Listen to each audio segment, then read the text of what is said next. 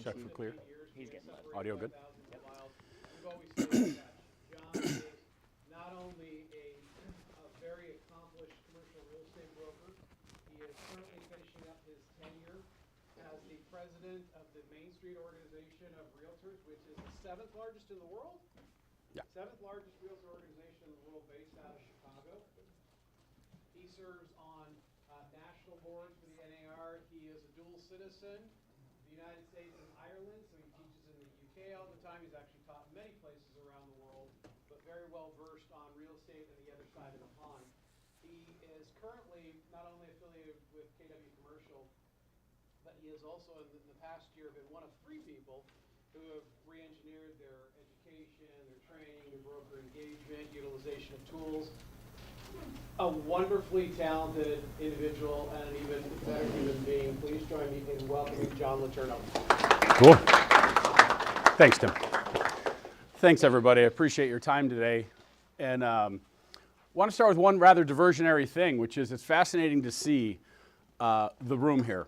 Because if you look at, in the realtor world, there's 1.5-ish million realtors. And the median realtor of all those, if that was one person, is a 54-year-old white woman with 2 or more years experience. They generally out-earn their male counterparts by 13% or more.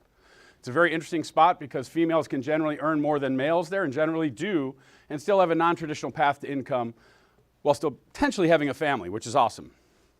Now, only 3% of realtors, but the vast majority of commercial practitioners out there are not realtors, so we don't have that same demographic data for them. But if you look at the mastheads of the major commercial firms, a lot of you are with, you know that that's not exactly the profile of most leadership at commercial firms right now.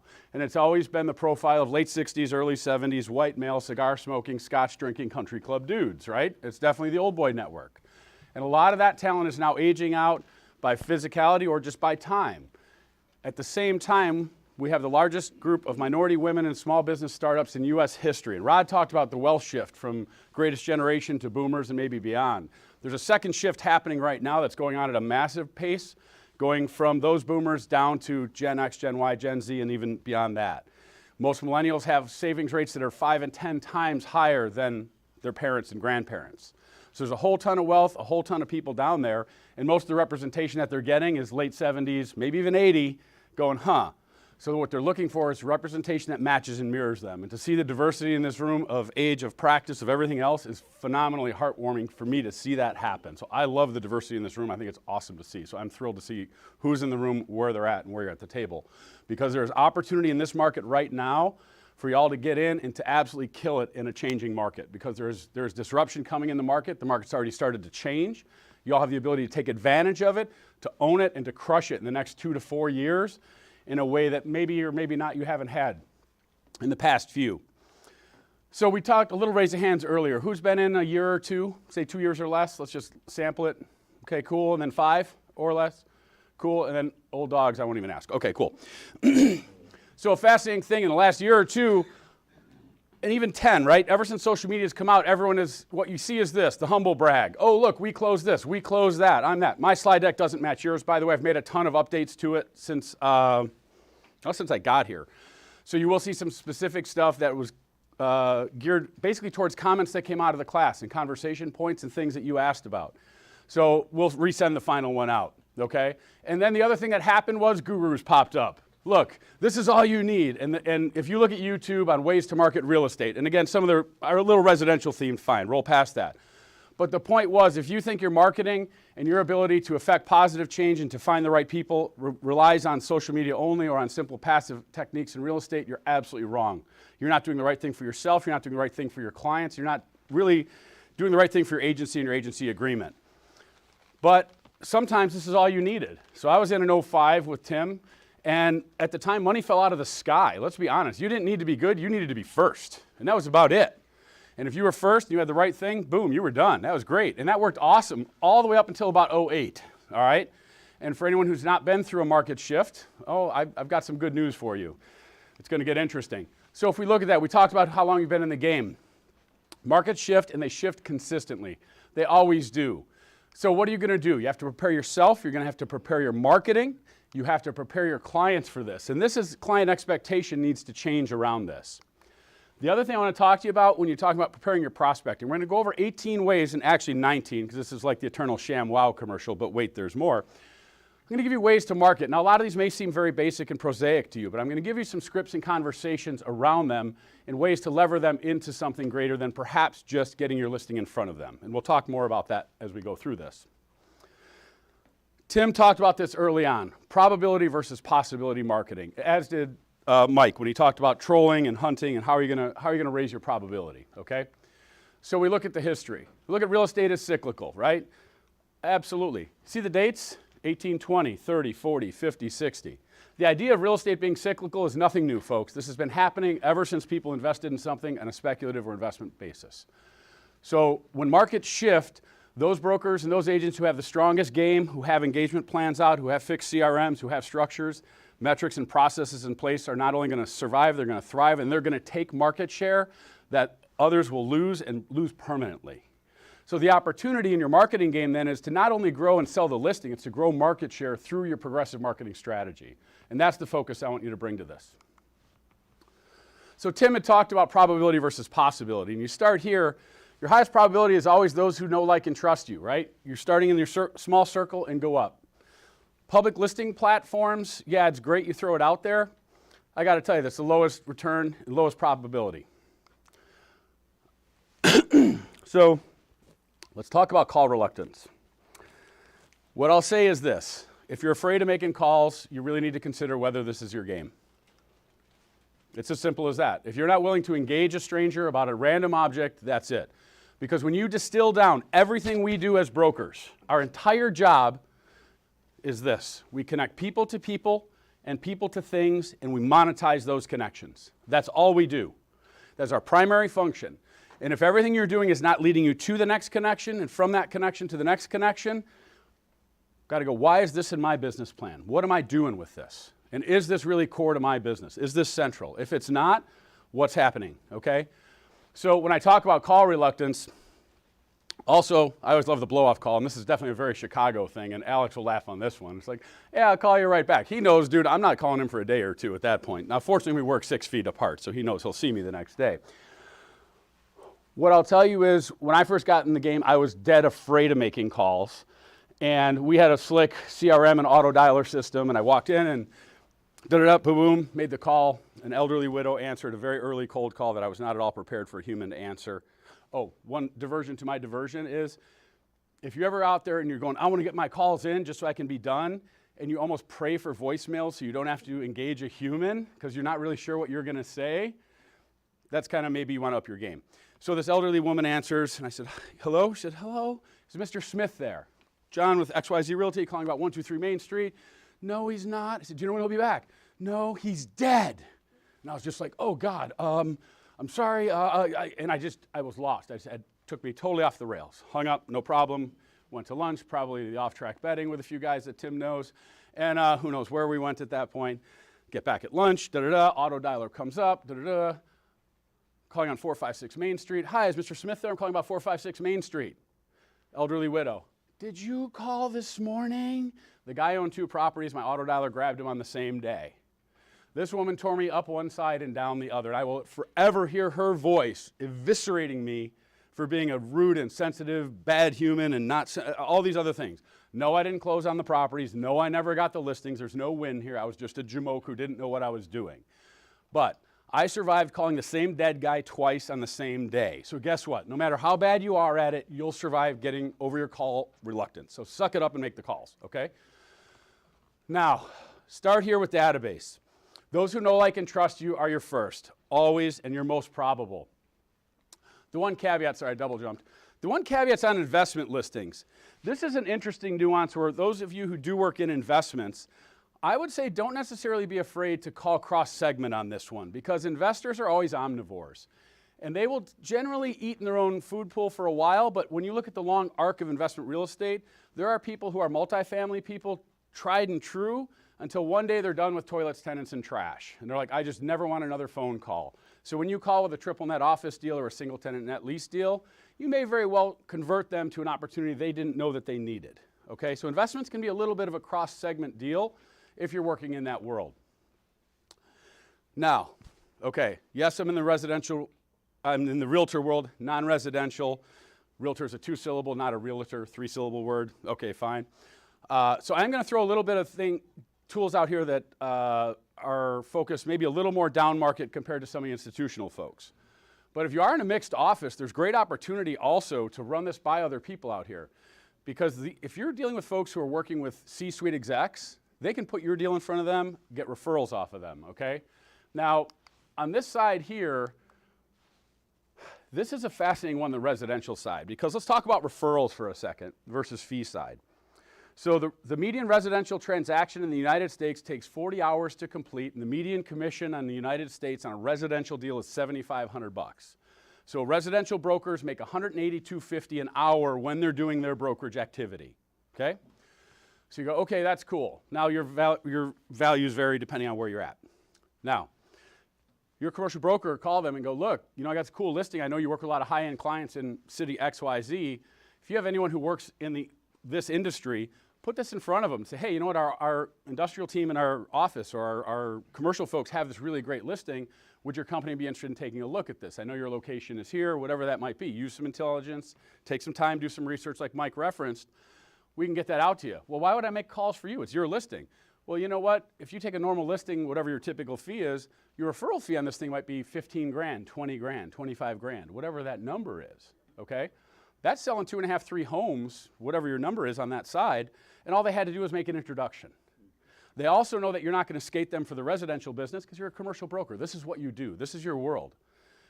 They then can use that you can then leverage them to get into their database and say, who do you know that I need to know? Because long-term relationship is going to fall back to you. And that's definitely business lead gen and business development there. Some really interesting opportunities there. We talked video. Jordan, 2 days ago, talked about using video and integrating video. I'm also going to bend some weather vanes. Commercial snobs, and I'll be impolite. Commercial marketing compared to residential marketing is at about 1995 level, I have to tell you. Residential people are killing y'all in marketing, okay, as an average level. Residential marketing is phenomenal in this regard. I don't do that. It's not my world. I don't sell houses. What I'll tell you is the idea that drone flights are a novel concept to us, they've been doing them for 20 years, okay? They're flying drones inside houses.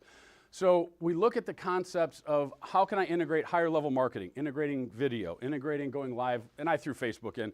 Pick your social platform. I don't care what it is.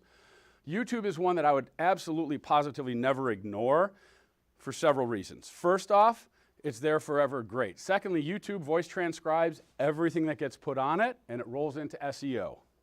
Hey, John Latrono at XYZ Realtor. I'm at 123 Main Street. Here's what we're doing. This is a great industrial building. As an investment specialist, here's the blah, blah, whatever that is, okay?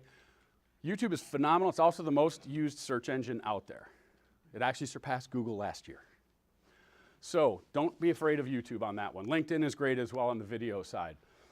Call your other brokers around you who've closed those deals. They may have another one out there. This is the missed out syndrome, right? When things are great and heady, hey, look, I know you closed a deal last year. What else have you got? Do you have another tenant? Do you have another buyer? Who missed the deal that I should be in touch with? Now that gives you the opportunity to tenant rep them or buyer rep them and bring them to me. Cool. So yeah, I'm handing you a fee. You know, I'd be thrilled if someone called and handed me a fee that way. I'm also going to go back 1 minute to the residential referral thing. People are like, why did I call these residential dabbler people? I don't want them screwing around in my commercial world. Stay out, you dabblers, right? Well, I'm being nicer, Veronica, yeah. But the cool point is this. We talked about landlord rep and tenant rep fees, right? If you're getting a limited amount on the landlord side, and who's getting more money generally, the tenant rep or the landlord rep? Okay. Now, if I'm the landlord rep and I rep both sides, I make a little more, yes or no, generally? Yes. I'd rather pay a small referral fee out to someone who brought it, get both sides of the deal, and be incentivized for doing that, as opposed to having a full tenant rep broker to pay and getting less on the same transaction. That's where paying out referrals can actually work fiscally to your advantage because I'm only paying a slice out on that side to you instead of the full side on the tenant side. You can work your math well that way, okay? Call whoever's out there. Blast emails to me, honestly, are useless unless they have a point. And we'll talk about making them more effective. Mike gave you 8 ways to make that more effective. Blast emails, you get the LoopNet broadcast email to your entire 8,000 people who may or may not be interested. Does anyone ever get really seriously good traction off those? No. What do? You go to your sellers and be like, look what I did. I sent 8,000 emails via LoopNet. And what? Nothing. What's the tangible result? Nothing. Call your brokers who have done these deals. See if you can get onto another tenant with them, okay? Now, this is something we have to work on the ethics here and watch this. That's great that you brought someone and closed a deal near me. That's awesome. If I drive by, go to that building, and I know you closed that building, and that person might be a great fit for my listing, and I see your sign's not in front of it, you seem great and all, but unless they're exclusively represented, I'm not calling you, I'm calling them, okay? Nothing personal, love you and all, but guess what? I'm going direct to the principal at that point because I can. If they're not exclusively represented, absolutely do that. I'm not encouraging you to sign cross. You can't do that, right? At the same time, this is a great way to build your database. Additionally, this is a great way to do lateral marketing. You get in and go, hey, I know you just bought in there a year ago. I have a very similar property to the one you bought. What else did you look at? Who else do you know in the industrial park that might be looking to move? Is there anyone else you know whose lease might be up? What else can we do? Who else do I need to know that you know that would like a building in this neighborhood, in this area? It's very, very simple, easy, direct conversations with recently closed and often abandoned clients because no one is ever really talking to them once the deal is closed.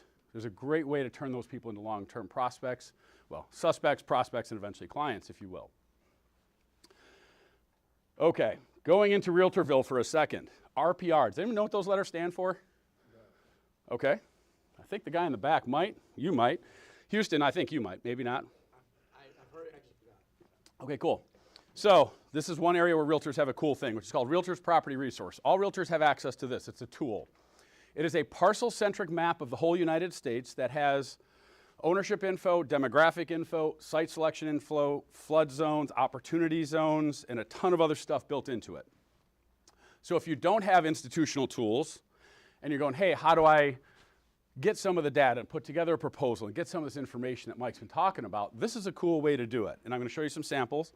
And then we're going to talk about the rent survey for a minute. And this is one of the coolest prospecting ways, and it is a really low-key prospecting way to, A, get your listing in front of them, to build your database, but then also to continue that relationship. So let's start with RPR. You all have access to it if you're a realtor. There's a little box over on the left side, a little laser thing where it says residential and commercial. When you click to commercial, you now have access to prospecting for clients, your investor analysis, opportunity zones. On the prospecting side and the site selection, similar to Esri, similar to Site to Do Business Online, this has over 150 input fields and layers that you can run through. Say, hey, show me everybody with a median income of this who spends more than $2,000 a year on eyeglasses. And it'll show you a heat map of your state, county, region, territory, whatever you want. I can then go backwards with my tenant and go, hey, cool, these are the 6 areas that work for you. Let's go hunt those down. On the flip side, if you have a listing, I can go, what uses are allowed in here? Cool, what do people spend money on where your listing is? Let me go hunt down the users of that and go, hey, Tanner, I know you're an optometrist and you're in Wheaton. People in Wheaton only spend $1,000 a year on eyeglasses. I have a great listing in Naperville. People spend $2,500 a year in Naperville. Can we talk about expanding into Naperville where people spend 2.5 times as much on eyeglasses every year? Let's have that conversation about why my listing rocks for you, okay? I won't climb over the desk like Mike did. I'm a little more laid back, right? I'm not as old school that way, okay? Really cool way to use site selection in a reverse methodology. It doesn't only have to work for the tenant's benefit. You can use that for landlord side and flip that around a little bit. So how do you get access to RPR if you're on the commercial side? Like I'm at CD. I know, unfortunately, you have to be a realtor to get it. That's what's tough, and that's why I said this is a little bit of a split presentation in terms of realtors have to have that. You have to be a realtor to get it. Curious, so like SIOR, CCIM, you have to become a realtor, so then I would think you would have it. Yes, so the affiliates, CCIMs and SIORs, yes, absolutely. So if you're a CCIM, SIOR, CRE, and I think maybe the ULI guys, I'm not sure. Any of the realtor designations, like those commercial affiliates out there, you can have access to that through that affiliate program, yes. It is a very powerful program. It's built into our dues. We pay nothing more than our dues for it. It's phenomenal. So if you're SIOR or CCIM, it's part of the dues. Correct, correct, correct. It is an awesome tool. And I think even if you're not designated yet, but you're a candidate, you're paying dues. You're paying dues. I don't know if the candidates have access to the full tool or not. I can actually find that out. Jordan, just write RPR on a card for me and just throw it on my desk. I'll find that out for you and get back to you. I sit on RPR's advisory board in the interest of full disclosure, but I don't make more money if you sign up or you don't. So I'm not hawking product. I love CCIM, taking the test this fall, wonderful stuff, phenomenal financial analysis stuff. RPR does about 80%-ish of what CCIM's coursework does, and that if you're putting together a transaction, you're looking to underwrite, whether it's single tenant, build to suit, fix and flip, long-term hold, whatever the property type, wherever it's located, you can do cash flow analysis, you can do partnerships, syndications, multiple equity stacks, you can create some really cool branded reports that come face to you, not your company. We'll talk about branding in a second.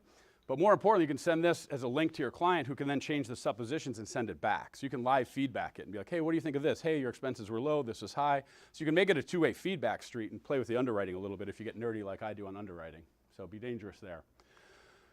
Now, back to prospecting. Let's get back on track. So this is Orlando. I've got a multifamily listing. I need to know who am I going to call about multifamily in Orlando right now. So I can go in here and say, show me the Orlando multifamily near me. All the dots are here. Light blue is or dark gray is ownership. Light blue is on market. Here's the owners. Name, address, phone number. See the property they own. Exports to Excel. So if you're struggling to build a database or want to know how you can build one, there's an easy way to do it if you're in the realtor world to do that. It's a pretty slick tool that way, okay? Out of realtor world, back to tackling and blocking and tackling 101.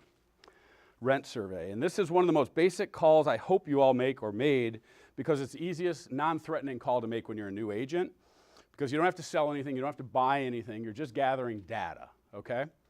But this is a great way if you have a listing or you're coming up on a listing, a great way to prospect around a listing, and a great way to build your own business long term or your team's business if you're in the team world, which is, hey, I'm sorry, Tanner, you're up here, but hey, Tanner, you know what? I've got this, doing a survey of rents here. If you're willing to share with me your rent, I'm happy to share with you what I put together, right? Kind of that classic conversation. And you're like, well, why would I give you my rents? And it's like, well, I want to make sure you're not leaving any money on the floor because we just happen to have listed a new building. We're getting a great number for it. But based on rents, I could help you understand where you're at relative to that listing. You can kind of slide it in as a secondary interest generator, or you can lead with your interest generator and go, hey, I've got this really awesome apartment building we just listed in your area. Well, yeah, what's it priced at? What's this? What's that? And apartment folks generally always want all the data you can give them because they're apartment people, a different breed. But at the same time, that rent survey is so cool and powerful because you can just go, hey, look, I'm going to put this together.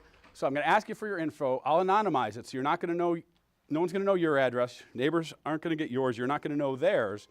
But I'm going to make sure that we're not leaving any money on the floor and that you're really getting top dollar for this and we're protecting your net operating income in a difficult time. And they go, okay, cool, no problem. When you're done, email it to me. Now, scripts are one thing, and if it feels like a script, you're not good at it, okay? And Mike talked about this before. You need to know what you're going to say, but it has to be so conversational that it's not a script. So the conversation can come back, and this is where, ideally you would have said, back in the day, and I know Tim knows this conversation, look, I put a lot of work into this, and all I ask is 15 minutes of your time and a cup of coffee at Starbucks because I'm a really hard broker, and I just want to get to meet you and all that. And now people were like, I'm going to throw COVID holy water on it. Nope, just mail it to me because COVID, and you could poison me and kill me, and whatever that is. This is an area where Zoom may help a little bit, and Zoom can also be a conservation resource, a conservation protection resource.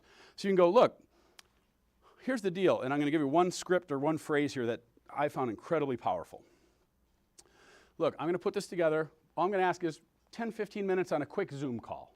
I'll talk to you about the results of it, the impact it can have on your real estate, and here's the deal. When you say that, the second you say, I want 10 minutes on a Zoom call, 15 minutes on a Zoom call, what's in their head? What's the one thing they think every time you call on your broker? You're going to be sold something. They want us, dude, all this broker wants is a flipping listing. Either if he's not selling that, he wants to sell me mine. I don't even know if I want to sell. I'm not sure. I got all this doubt. You're just one of 100 guys who calls me all the time. Just stop.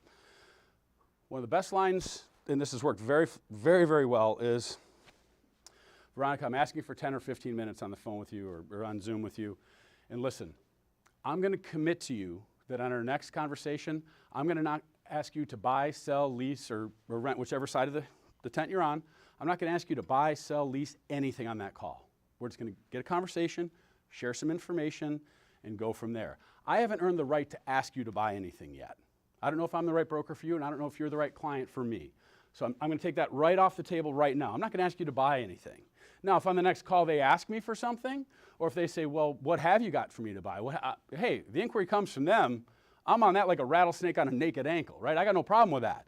But at the same time, if you remove that pressure from that next call, you can have a much more productive conversation because everyone else is saying, you know, hard press, jump across the table at 10 or close, right, is a very typical thing. So if that client is really skittish on it, don't be afraid to go, look, on our next call, I'm going to do that. Now, I'm not saying I'm not ever going to ask you to buy and sell because guess what? I only eat what I drag back to the cave. We all wake up unemployed, folks. Let's be real, right? That rent survey call can be an absolute killer that way when you use it correctly, okay? Also, make sure it's accurate, please. They're only basing their financial future on it. Just FYI. Mike talked about some smokestack and shoe leather. You know, if you haven't, and Tim did too, if you haven't been kicked out of a building or an office park, you're not prospecting well enough for other listings. And whenever you do prospect to build your database, have a listing or two in your pocket. If it's not yours and you don't have a listing, get one from your firm. Carry a couple things along with you. I don't care what it is. You can work the tenant side of something if you're allowed in your world, right? Have something with you. Have data. Have information. Because someone comes out and be like, hey, what are you doing here? Why are you on my property? And they're on you. Look, I'm just a very active broker. I want to get to know the owners out here. And that, well, why? What's the point? Well, we have a great piece for lease. I want to see how your property compares to that to make sure that we're really, you know, helping advise all of our clients to do the best thing possible. Oh, well, what do you have for lease? Oh, like that. See? Oh, like that. Okay, and how'd you get that? All of a sudden, the onion peels back, okay? But if I have something to give them while I'm out there, it's far less egregious than just trespassing, which does happen. I have had weapons brandished at me, never pulled, but brandished. I don't know, did you ever get a gun pulled or no? Not prospecting, I had a knife pulled on me for in another situation. Oh, Yeah. I had a crackhead. We went out to a courtyard, we didn't realize they had jumped over and went berserk on me and the person I had on tour. Love me some random crackheads. Welcome to Chicago. Okay. Jennifer, can we edit that part out, please? Shoe leather is awesome. Your real estate networking sessions, these are interesting ones. You got your CCIM, IRM stuff, and Mike's a big fan of that stuff too. Those can be great opportunities to put deals together and build trust in those. And that, the folks I'm dealing with now, you look at like, and Alex knows, like Terry Grapenthin and I had that great transaction that was a very, very challenging transaction, took a long time and required a lot of trust. $65,000 worth of trust to get done on my side. And the guy took care of me because of relationship, okay? Those events are fabulous, and you can often find stuff that's just not going to be out there. Now, Mike also talked about economic development, and this is an area, too, where I got to say this is both criticism and opportunity. How's that? Because when you look at all of you who are with big multinational global firms, y'all are members of most of these chambers of commerce and economic things and all that. They sign up every year, and almost no one ever goes. And that is such a cool opportunity for those people who do show up to get the rubber chicken dinners because a lot of networking happens, and those who show up get. The interesting thing there, too, is the conversation kind of goes, we'll talk about Remind in a second, is kind of going, hey, you know, I have a great new listing. You know, I'd love to have a conversation about it. And they go, well, yeah, we don't do brokerage and all that. Oh, that's great. I understand that. But what businesses do you have that are going in here? What's the appetite for this area? You know, what businesses have you gotten calls from? You can roll that into so many other conversations where you don't really make them brokers. You make them kind of bird dogs. Well, that's cool because I don't have to compensate a bird dog like that because they're not a broker. That's even better. It's even better than the residential referral person I don't have to pay a pittance to instead of a co-op broker. Now I've got someone who works in a municipal office whose goal is to backfill space or to bring economic development to Orlando or to wherever I'm at. And their whole job is to do that. I'm helping them do their job, and the city's paying them. The county's paying them. Whoever it is paying them. Let them. Okay? Another interesting tool is Remind, and this is available to the public. You all can pay for this. This happens to be a benefit we offer to our membership. This is a very interesting little data tool that you may find valuable. I'll show you some screenshots and some cool things that you can do with Remind here. So I looked in Orlando. You've got Orlando's economic partnership. You've got their economic development department for the city itself. I poked around in here, and if you've got the people right there, who are the directors, what's out there. And when you look at their economic development department, they have their plan up there. This is what we want in this area. This is what we want in that area. You get a listing, match it up to that map, call them and be like, hey, look, who are the owners here that I need to put this in front of? You said you want this use in this area. I have that use. Where in the city can I place this, and who should I call on this? Very often they will make that connection. In our area, Western Burbs, Chicago, we have it at the local, the county, and the state level, and those guys are thrilled to do that. And although everything we're talking about so far is not internet-based, they often also have a website you can throw your property on, although you're not going to get a ton of traction. Does anyone here know what Remine is or use it in any way, shape, or form? Ever heard of it? Okay. This is an interesting data tool because it let you do an overlay. This is an industrial park in Chicago area. It has all these little interesting things. Now, it does have a kind of a residential component, but it works for commercial because I can then go, show me the ownership age of all the properties in this area. I can see who my longtime owners are, like that. I can then pick and say, only show me people who've owned over 10 years, under 5, over 7. Pick my numbers. Export that to Excel. Make that a mailing list. Cool, show me longtime owners. How long are most commercial mortgages in term? Not amortization, term. 5s, 3 to 5, 7s maybe, right? Typically you're working in 5-year cycles. So if I have someone who's been in that 0 to 5 or 5 to 10, they may be coming up on a debt event where I can get in front of them and go, hey, you know what, you may be looking at refi. Are you going to stay? Are you going to go? Is the facility fit? Or doing my research, I drive by, I see the property, and they're jammed in there, and there's trucks all over the place. And I go, man, you've been in there a while. The market's hot. I've got a great listing around the corner that might fit for you. Let's get you expanded out so you don't have to refi, and then we can sell your building to somebody else. It's a great way to work that. How do you get the Remine? Yeah, is it another realtor? It's just, it's not real. Anyone can subscribe to it. It's just a data source. The other cool thing is I can do a mortgage interest rate overlay. Show me the mortgage rates people have on their properties if they have a mortgage at all. Now, easier in disclosure states than non-disclosure, in fairness to our Texas friends, okay? Just throwing that out there, Houston. Okay, I have to make one other confession. Anyone here a Forrest Gump fan? Yes. Okay. I swear I thought you guys were both doing Lieutenant Dan's going, Tex, he was from Detroit. So I thought Houston. I was like, he kept calling him Houston. He's probably from like Buffalo, New York. So I didn't realize it was your name at first. So I'm sorry, Houston. So I was going to say Houston from Houston, but I didn't do that. So you can also do mortgage rate overlays and see where their interest rates are at. That's a cool way to make some calls. I wonder what I could do with mortgage rate info. Well, now we can start talking about your lending information. And your lenders are phenomenal. Call your lenders, introduce your listing. If you don't have one, go find them. You can also, okay, let me pause there. Lenders, far be it from brokers to be the only ego-driven people in real estate, lenders also like to be a little bit ego-driven as well. And what a cool thing to go, hey, Tanner, man, I love working with you. I know your bank has an appetite for multifamily. I've got this great deal I'm underwriting. I'd love to include your lending proposal for this asset so that I can line up all my buyers and hook them up with you for a lending quote. And then you're going to go write in the offering memorandum. Can we do that? Heck yeah, we can do that. Cool, that's awesome. Thank you for that opportunity, Tanner. I appreciate that. By the way, who do you know that needs to know about my listing? Before it goes to the public, because you've seen it, you've seen the underwriting, you know it makes sense, you know your bank would lend on it. Who do I need to know about that I should put this in front of right now? Who wants first shot at this? Okay? Your lenders can be awesome that way. If you don't have lenders, call them and get some. The other interesting thing here is, it's not a one-person deal and not a one-bank deal. Because the fascinating part in the lending world, depending on how much you work in the capital markets, is those appetites come and go. Hey, this year they may be hot on multifamily. Next year they might not want any, or industrial or retail. Take their property type and their appetite size. All that's going to change all the time. Be in touch, have that consistent theme. And this is one of the interesting things about lenders is that when interest rates are in the 2s, 3s, and 4s, we were actually relatively unimportant to lenders. Let's be really clear. The clients were really important. We were nowhere near as important. Boom, all of a sudden, basis point move, lenders are out. Is anyone getting LinkedIn requests left and right from lenders now, or Facebook friend requests and Instagram? Lenders are like hammering people now. Guess what? You can have free lunch every day of the week from a lender now. They wouldn't have returned your call unless you had something burning a hole in your pocket. So when markets shift quickly and lenders are out of refis because there's no one else left to refi, because if they're going, who's going to refi from 3% to 8% on purpose, or 6 or 5 or whatever? Now lenders are like, oh man, I have to actually fight for my business. I have to prospect for it. There's going to be a lot of lenders, and if you saw, what did you reference, The Big Short? Earlier, did someone talk about The Big Short? Remember where the lenders ended up at the end of that movie? In line at the Costco job fair? Okay? There's going to be a little bit of that coming down in the lending world as well as the real estate world as this market's shifting. And the market is shifting all around us right now. So lenders right now are going, man, I'm out of refis. I got to keep the lights on. I got to get back to prospecting. And they're prospecting us just like we're prospecting people. Put your listing in front of all of them. Talk to them. Who do I need to talk to?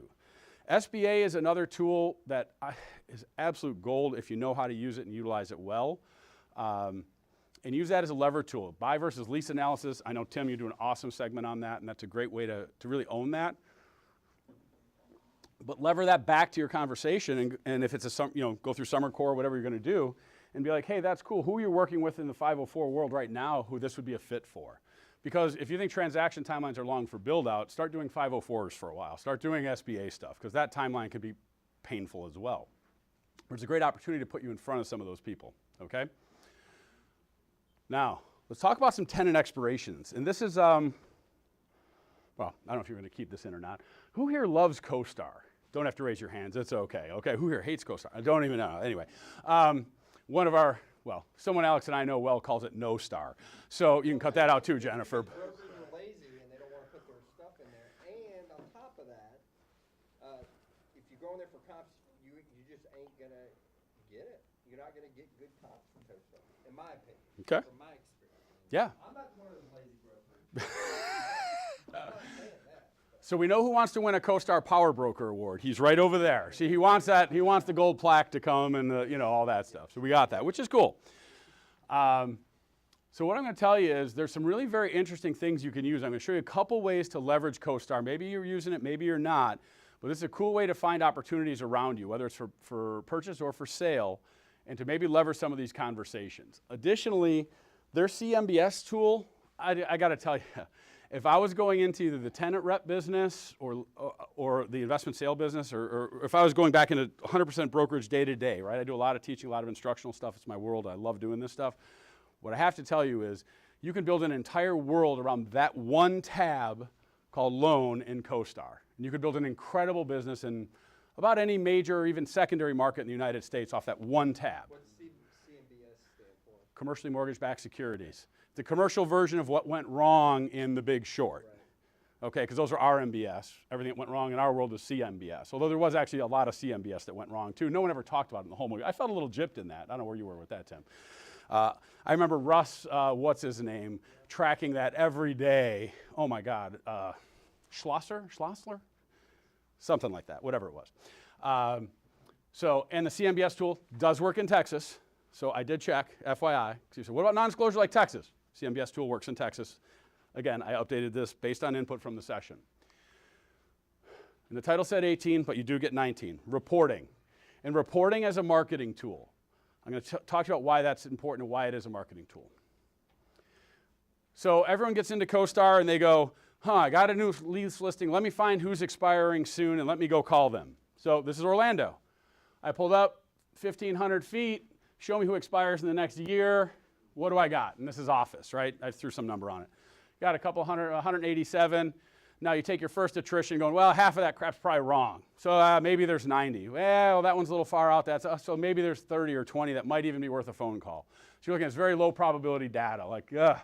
Because how many of you all, when the CoStar reporter calls you, researcher calls you, hey, Veronica, did you close that deal at 123 Main Street? Tell me how much it was for and what did you close? What was the commission and all that? What do? Do you give them that data or not? No, hang up or don't give it to them or whatever. None of us do because we want to keep the data inside the house, in our team, in ourselves, right? Understand, our data is our oil. Our data is the most important thing we own. I'm going to talk about that in a minute as well. So you're not sharing it with them. So they really are not good at tracking when things expire.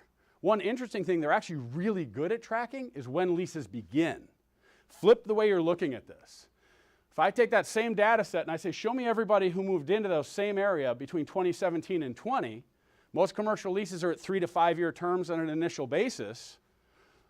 Wow, now I got 1,659 opportunities out there.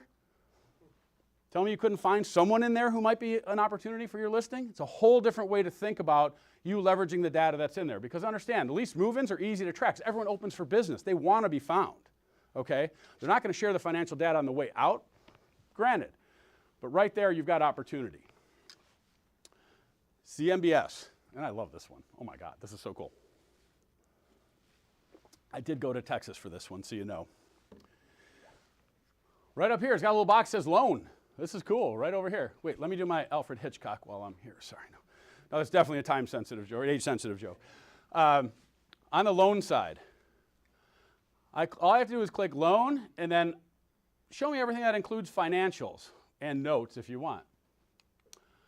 So right here, you got 96 properties that have full financials, including income, expenses, TI, Rent expirations, commissions paid. Oh, wouldn't it be nice to know what landlords pay? Okay?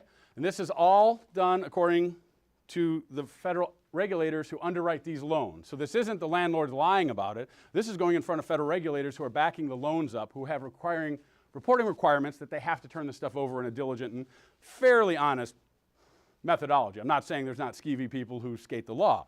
You talk about higher level of accuracy? Absolutely, because guess who's not gathering this research? CoStar's not. They're just buying a data feed that takes the reporting things and putting them on their website. So you're not counting on their researcher being diligent or an aggressive bulldog on the phone to get them. Most importantly, it's not just office. Early on, this was very heavily office-based. Office, industrial, hotel, everything is in here, okay? So 2,096 opportunities right here. And here's all your financials. And in the hotel, you can break it down by room or by total, for example. I did a totally alternate example to get us out of the office industrial world we've been talking about. This isn't just office industrial. It has the same level of detail.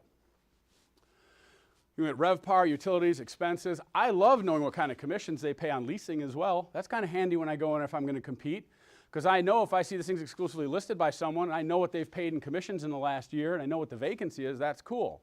More importantly, I can see if that loan is current, delinquent, because they put notes in it all the way along about what status the loan is, what's delinquent, where in the servicer status it is, and what the condition is. So what do I do with that? If I'm tenant rep, all day, I'm calling Tanner, hey Tanner, I know you're in 123 Main Street building. Man, I've looked at the operating expenses the last few years. They're pulling back on capital improvements. I was there the other day. The parking lot looks a little rough. I know they closed the coffee shop in there. Man, there's so many great buildings right around there. We can take you to a better place for your employees with better light. And you have that needs analysis, runs clear, have that conversation. If you can't take this and go pick tenants out of these buildings left and right, off buildings that have challenges or may not have challenges, man, this is massive opportunity right here for anyone who wants to get aggressive and go after people, okay? Are you going to tick some people off when you do this? Yes, you will. Let's be really clear. Building managers aren't going to be thrilled that you're poking into their people. Happens all day, every day. But that's what tenant rep is. Well, welcome to your job, okay? You know, leadership ain't easy, nor is brokerage, okay? Suck it up. I'm not telling you to sign cross. I'm not telling you to violate any agency agreements. Please understand that. Very, very clear on that. At the same time, if you have easy, accessible, monetizable data that you're not using and you're all paying for and complaining about paying for, and believe me, I don't like the monthly sting that comes with this either. But unless you're making 3 times, 5 times, 10 times off of this, don't pay for it, okay? Now, the other cool thing, I talked about number 19, the monitoring of your activities, and Mike has a great sheet on how you monitor your stuff. If you don't have something as fancy as that, I made a little simpler one, fine. But keep in mind, our owners have no idea what we do from the day we list a property until we show up with that magic bullet buyer or tenant in most cases. They really don't. And even if you go to YouTube and do what do brokers do all day, you really don't want to see a lot of the YouTube videos that are out there, because I assure you, they're not very flattering to our industry, okay? So your documentation is so much better when you haven't talked to them in 3 weeks or a month, and Mike even played this call out, you know? Hey, we haven't talked in a while. We just need to adjust the price. I don't know by how much. I'm not sure why or what, but let's just adjust it. Well, what do you think? I don't know. What do you think? Well, at that point, we're just both throwing darts at a dartboard and hoping we guess right. Well, then what'd you hire me for? Okay, if we're both guessing, then why am I in the picture? I'm not adding value, okay? So now imagine you're on the other end of that call. Simple tracker. And if you have something more fancy, God bless you that you do. If you're using Mike's system, great. If you have your company one, fantastic. But unless you're tracking this, you're not really in business. It's a hobby almost. And Tim talked about that too. Unless it's measurable, how do you measure success at that point? How do you measure success for your clients? The other thing is, and this is when you get really good at this, you start owning an area, and I think, like Ryan Engel, for example, right? Like I think Ryan's built a great little world for himself. You get really good at these, and you start doing multifamily in a particular office or industrial. You can go, look, I've listed 12 buildings in this area, broker-centric. I know that it generally takes 12 tours to get this under contract. We generally have 5 buyers who do this. And so you can model the entire transaction based on your previous experience because you can pull these sheets out. Here's what the last one did. Here, pull the addresses off if you want a non-disclosure, fine. Here's what this takes, here's what this takes, here's what this takes. That's why you hire us, because we know the path for you. We can help prepare you for the journey ahead. That's why we're here. That's why you use me as your Sherpa to get you up the mountain, down the mountain, and onward, okay? That's the other power of using these, is this helps you get your next listing and get your next listing. Because once a client is engaged with you to say, hey, sell this asset, they've effectively taken that amount of capital out of the world that they can do anything with because it's sitting there and they bought it at list price effectively. It's up to your job to sell it and get someone else to buy it and take it off their hands and get their capital back so they can go do something with it. So this is marketing yourself all day, every day, absolutely. Now, you need data, okay? So what's missing? What did I not do? Nothing's on the internet, no sign. None of this is LoopNet. None of this is whatever listing platform you have through your websites, through your companies. I didn't even put a sign in the property with those things, okay? Now, this is active hunting, absolutely. But keep in mind, when your client and you are sitting there, you're on the phone, you're on Zoom, I don't care what it is, there's two questions that are going through their head constantly. Sorry, Tim, you know where these came from. You know, they're going to ask themselves, sorry, bumped ahead, what can you do for me that I can't do for myself? What can you do for me that someone else can't do in a more efficient or better manner? And unless you have positive answers to both of those questions, you will be replaced in the transaction. You cannot be neutral in real estate. You're either adding value or detracting from it, okay? Now let's talk about signs, and I have to go on signs for a little bit. If you're in a land gig, signs are awesome and you need them just because people don't even know what's out there unless there's signs out there. So I'm not denaturing signs. It goes back a little bit to branding in that you have to think about your signage and the way your signage and your branding works. And I'm doing a little bit of Jordan's job for him here. I don't think I'll get a referral fee, that's okay. Tim maybe can ask him. Is think about the message you're sending your clients. Is the message you're sending your clients, XYZ Real Estate is awesome, by the way, I work for XYZ Real Estate?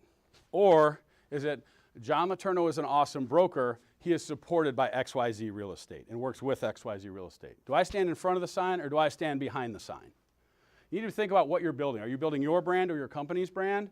And what's the difference between those two things? So when you are building your brand, think about where the value is in that.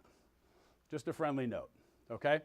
Now, probability versus possibility is everything we talked about today. And are you the brand or is the company the brand? So the marketing stuff is here and it's fun and it's interesting. We're going to tell you, I got a few little, well, first off, any questions on this stuff? Thoughts, comments, good, bad, indifferent? Well, I do have one thing. Veronica. So, say you're with someone like KW or what have you. Yeah.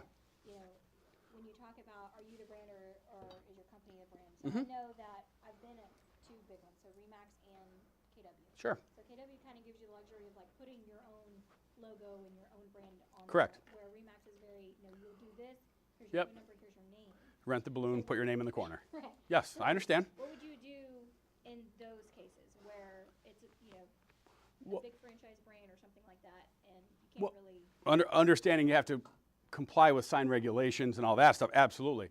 The brand is kind of the promise of an experience. Understand that. And if everyone goes, well, we're the big 900-pound gorilla and we're all that, that's cool. And what you'll face is people go, well, you know, who am I hiring? Am I hiring you or the brand? Because at the end of the day, even the big brand shows up, there's always a person. So focus on that as a personal experience. That's the relationship is with me. Yeah, I'm supported by all this, and we have all these great fancy things, these glass towers and all this wonderful stuff. The brand is exemplified through me, my behavior, my team's actions, and our interaction together. And they've trusted me with integrity to carry that through the end of closing. That's why I'm here.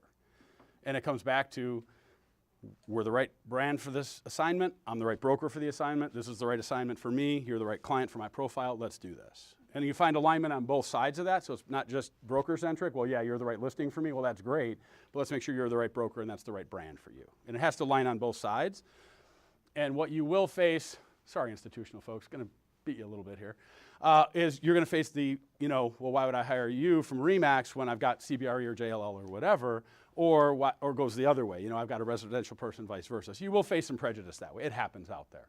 But an interesting conversation point is, you know, similar to them, we have a national platform, we do this, we do that, we have an active marketing plan.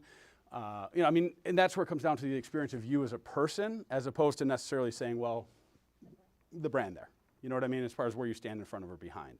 There is power in having that. There is power in having teams on stuff. Absolutely there is, and there's value in that, depending on the client and the scale and size of the client, all day. Questions? Thoughts? Good, bad, indifferent, anything? Oh, just the move? Okay, just making sure. All right, didn't want to miss one. Okay, cool. I want to throw a couple other little things. This is the, but wait, there's more. I have a few minutes, so I'm going to go on these. We talked about those two questions. What are you doing for me that I can't do for myself? What are you doing for me that someone else can't do better?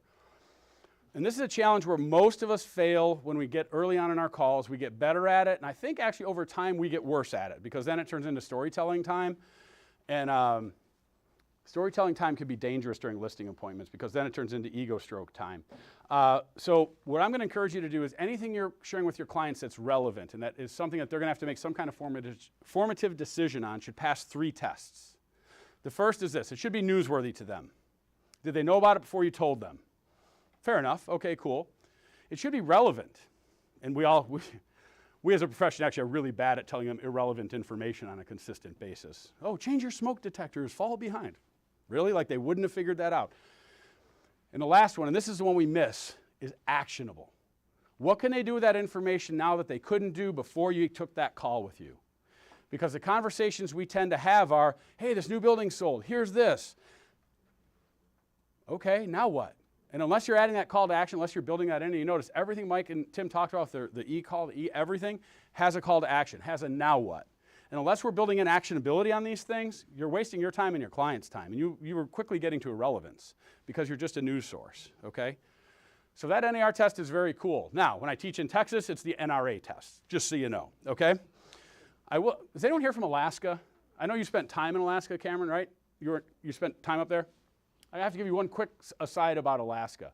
I was just up there last week teaching, and we went to this really great halibut and chips place, and Alaskans have a problem with Texans, okay, just so you know. Because Texans go up there and like, we're from Texas, and Texas is big and awesome, I love Texas. And Alaska is, you can put almost 2 Texases in Alaska. Don't tell the Texans this, sorry. And so when Texans go up there thinking they're all big, and this place I went had this huge portions of halibut and chips, and I was like, man, that's massive. And like, well, you could order it Texas sized if you want. I'm like, what's that? They're like, it's half portions. So if you ever get to an Alaskan, anywhere in Alaska you order anything, if you order Texas size, it's half portion. As a state, I think it's just a cute thing. It is totally. I just think it's cool as heck, though. I mean, Because they overtook us as the biggest state in 1959. exactly. You had it up until then. We weren't, yeah. But it's just a cute thing. So what you'll see is that last story, while humorous, did not pass the NAR test. It additionally is what old brokers do is when they get into story time. It didn't move the conversation forward. It was humorous, perhaps endearing in some way or another, got a laugh, but did it move us forward on our path of learning how to prospect? No, it didn't, okay? So when you talk about that, older brokers, I say new brokers don't know what to say. Experience, like the animals will get in there and really crush it on newsworthy, actionable, relevant. And old guys tell war stories all the time. And somehow you'll get on meetings sometimes. If you're a junior, you'll get on a meeting, you'll go to a meeting with a senior, and all the senior does is tell war stories. And you walk out and you're like, the dude never closed. Why did we not get this listing? That will happen because there's a certain point at which some old dogs forget these lessons. I'm just saying. Friendly note to them. You have good luck telling them that, okay? Now, I want to throw another one at you. And this is, man, I have to tell you, I absolutely love when a total jamoke shows up on the other side of the transaction. And you're like, why would you want that? When the person shows up and barely phones it in, and you have to work 2, 3, 5 times as hard to get it done. Now you're all cursing, like why, what is wrong with you? Why would you want that? Yeah, I work harder. However, the opportunity at that orphaned client is absolute gold. Because if you think that person who is that inattentive when a fee is on the line is gonna show up after a fee is not on the line, I think you're mistaken. They're not. They're MIA. Let's say I'm the seller, repping the seller on a building. Tanner, you're the useless buyer rep. Sorry. Threw you under the bus yet again.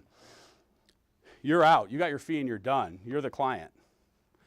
Roughly a year later, I know the income, I know the expense, I know the underwriting, or even if it's an owner-user deal, I know the per square foot price in that area. Hey, congratulations on closing a year ago.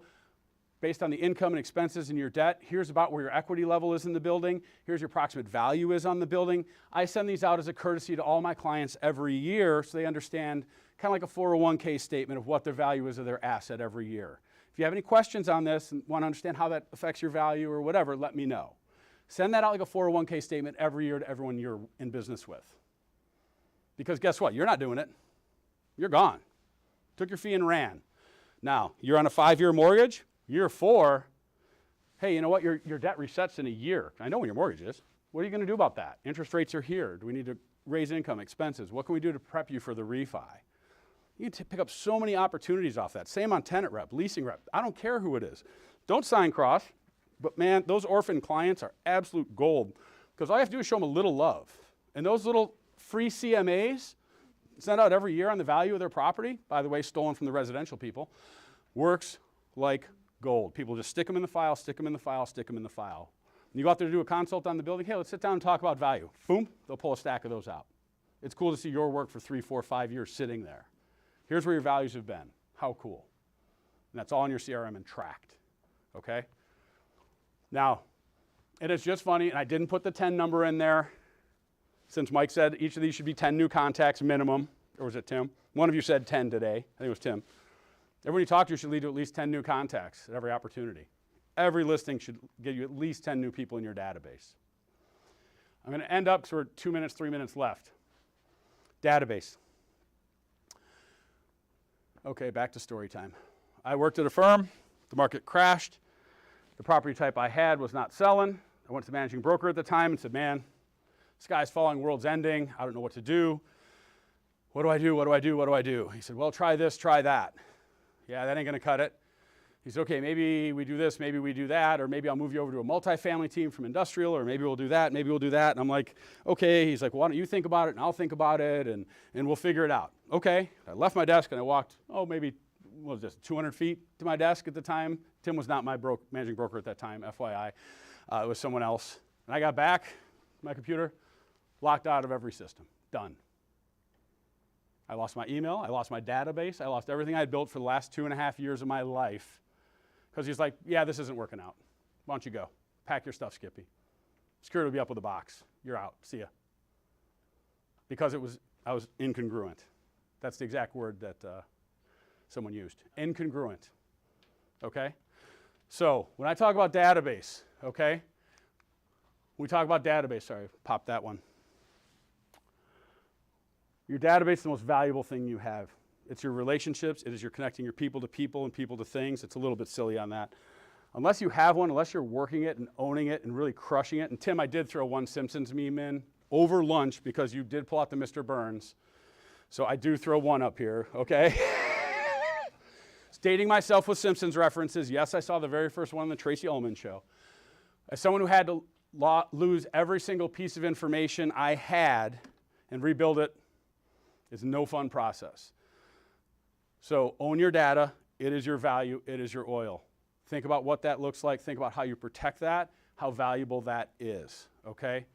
And everything we talk about here, and Mike talked about it too, and Tim talked about it. Everything here is about whether you're getting a check or a bill in 90 days. That decision is yours. I can't make that happen. Tim can't. Mike can't. We can't get on the phones for you. We can't make it happen for you. This is up to you to take that information, take action on it. I've given you the information. Some of it may be newsworthy. Some of it may be relevant. Actionable is all up to you. Okay? And on time, I thank you for your time. Thank you. All right, everybody, I'm setting the timer for 5 minutes. Go do what you need to do, then we're going to come back. We got a fun sprint to the finish for you. Cool. Oh, I will throw one final thing, Tim, if you're okay with the 3:30, going a few after your 3:30. Yeah, that's fine. Conversation came up yesterday about trying to maybe roll fee in and structure for getting into start investing on your own and some other things. If anyone wants to stick around after 3:30, technically past the formal end of the program, I've got a few slides I threw together last night. We can talk about that. Just loose conversation, nothing formal, nothing fancy, but a fun chat about how you can start jumping the fence and getting into the investment world for yourself as a principal as opposed to just transacting as a broker. So I'll stick around if anyone wants to. Thank you. Yeah. I got to head out early because I got to meet a friend of mine in Yeah. Lakewood Ranch. He's running for county commission. Today's Oh, cool. day, so I've got to, and they're It's the very day. good people that, Yeah. I'd like to, keep as friends, Yeah, so to speak. I understand. Can you email me that, your investment? Yeah, Jennifer's going I'd to send love out to everything. stay for that, man. It's a Shit. pretty straightforward roll your fee in, pay the house, do a split, get LTV. I mean, it breaks it down. Yeah, man, I got your card. I got your card. Dynamite, man. Dave, Thank you. I got your card. Thanks, man. Yeah, man, yeah. No, good days. Great presentation, by the way. Thank you. It's fun. I had to throw a little love back to the real tomorrow. Which, Sorry. database, What do you use? What would you recommend? Well, we have partnered with Mark Kingston at RealNex. RealNex is went through Today. we went through 7 different CRMs. Do you know what HomeSnap is? Yeah. Like you stand in front of a property, take a picture? Yeah. RealNex has HomeSnap for commercial built in. You stand in front of a building, go, are you in front of 123 Main Street? Yes. Add to database? Yes. Like, dude, it's so badass. It'll do 3D modeling. It'll do insane. Like, RealNex is freaking amazing. It's a pain in the ass to learn it, but once you're in the world, and then what I'm going to encourage you to do is basically you can create automated workflows of like new activities, click. So when you get them and you put them in that new client bucket, all those things pop in your calendar.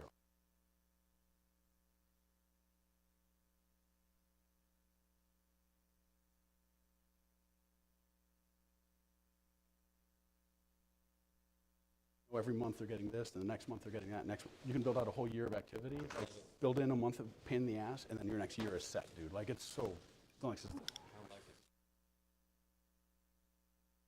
So we're a oh yeah, you know what? Yeah, I think we're.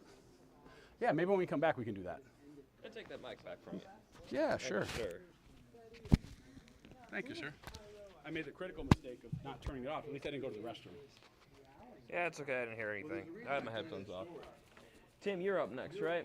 Yeah, he's Y1. I'm gonna All right. mic you back So, up. Yeah. Tim, that's the punchline of why I was talking about. You were Y1. Yeah. You have left the stage. I'm gonna try to be Y1. But you're coming back.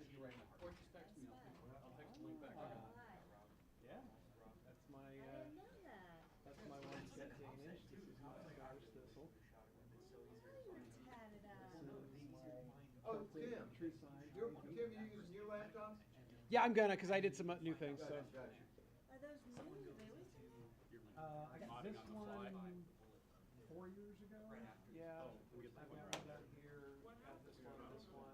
And I have a bunch planned, but I have to forget what it feels like. As you can see, I don't go there. I'm not saying.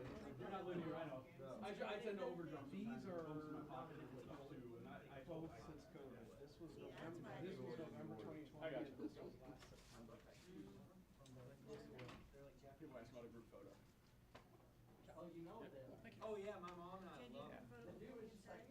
Yeah, that's fine. That is fine. Yes, please. Okay. And you get that other mic, but I better. What is your mic? Yeah, it's branded. No, it's yours. I got several hundred of them, just like you have several hundred. Because mine says engaged seminars on it, so I Lane send Road, catalogs out. Unbelievable. So when I do my marketing things, I send all the ed directors a nice flyer, like here's Sean, nice video, like here's John, here's the classes I teach, and little summaries of them. And all that. Normally, the Lane Road And would it's be over what's that? 58. I think I just Drive need a a pickup truck. I've got a land hub if you need more plugs. But now your mouse won't work, so you took your mouse out. You drive a 4x4? Do you really? Isn't that a jabroni? No? Is that the whole? Oh, that's the rock thing. Okay. She could be a No, I totally got you. I was just making a joke. What happened was, every good story starts with what happened was. I was in a program for. And you have to know Mike, not this, but Yeah. He's a regional firm, and he's well known. Oh, cool. so I'll say, And I pulled into the parking lot, and I spoke to a truck owner. Did you take any picture? I'd like to at least see what it is. sure did, it's already uploaded in your tag. Where in Ireland do you live? What's that? Where in Ireland do you live? We have a house in County Clare. My Okay. home is in County Clare, just above, you know where La Hinch is? I know exactly where Lahinch is. So my grandfather built the house with his brothers. He came here November 11th, 1922. And so it faces into Liscanner Bay, out to the cliffs are in the distance. So you open the front door and you're just looking out to the ocean into Liscanner Bay. Right. Yep. My parents had a house in Valley High. My stepmom is from Carissabine. Nice. Born and raised there. She was a nun. Okay. And she left Ireland when she was. I don't know what age, but the convent sent her to Houston. Yeah. I have a lot of family. In fact, I just saw them a couple weeks ago. They live in Tralee. I've been to Ireland probably a dozen times. That's awesome. Yeah. But their house is beautiful. It looked out across the Atlantic over to Dingle Oh, the Peninsula. peninsula, yeah, fabulous. Yeah. Well, so Jordan, if I stole Whoa, some of your whoa, stuff, whoa. thank you. I appreciate There's it. there's deals going on here. You can't just unplug. Come on. Oh yeah. Make a joke. There's a lot of formers. So Yeah. she's like, well, she was a nun. I'm like, now she's a some. That's a joke. Yeah. Nuns, like she went from nun to some. That's Like, right. it's a joke That's as far right. as, you know. That's right. And- Exactly. and typical Christian. Like, yeah. Well, my dad always likes to joke like I left the priesthood for, and that's not true. My dad was never a priest. My dad wasn't even Catholic when I No, first met. yeah. So. But anyway, no, that's cool. Yeah, no, man, I'm over there all the time. Twice a year. My parents sold their house a few years ago, and I was just like, I really wanted them to keep it because I would have loved Let it be. Because yeah, you go back, you go over there, it's so laid back, especially during the summer. It's so brutal. Yeah, even that. Yeah. So let's get a gas. It is. Well, that's where my cousins who got me into this drove TV. Oh, nice. Their dad and my stepmom's dad are brothers, and so yeah, they're from Chicago. No, here in Houston. Oh, down here. Okay. Brendan Lynch, Tom Lynch. Okay. My stepmom's last name is Lynch. Okay, cool. So very, very Irish name. Palm ears work. I could go for a 99 right now. A 99 With a flake. I didn't even notice I know it's good, and it's the milk counter. I went to an all-boy high school, and that was Compared to like $8 Ben and Jerry's, like, dude, that's just way better. magic. Yeah, I know. It's crazy how they figured that out. And the shake machine at McDonald's never worked. You go to Tesco, you go to got my card. Tesco, you go to At least like to look at it. Centra. You put the O together? Or you and your team? market's there. Yeah. You get- How many people you got on the deal? Yeah, absolutely. Yeah, Tesco. Oh, really? Yeah, yeah. All right. And how long has it been on the I market? love Ireland. I told my wife I won the Powerball Mega. We're buying a house over there. Oh, sure. Did you guys have to do that VOV on it? Yeah, Lahinch is near. When the Lahinch is listing- near. Is it near Shannon? We're west of Shannon by about 45 minutes. Yeah, you're west of Shannon. That's right. The strategy that might look so good. Yeah.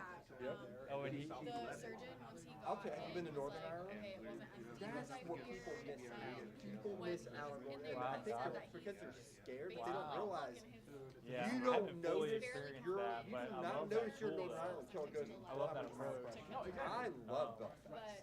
But I, my aunt, to be quite honest with you, who's in health, people from Belfast is Dublin. and she was actually able to take my mom back to Dublin her is house. a major metro. Really? So If yeah. you go to the north You've been to side, Giant. And you're like, well, what the heck won it?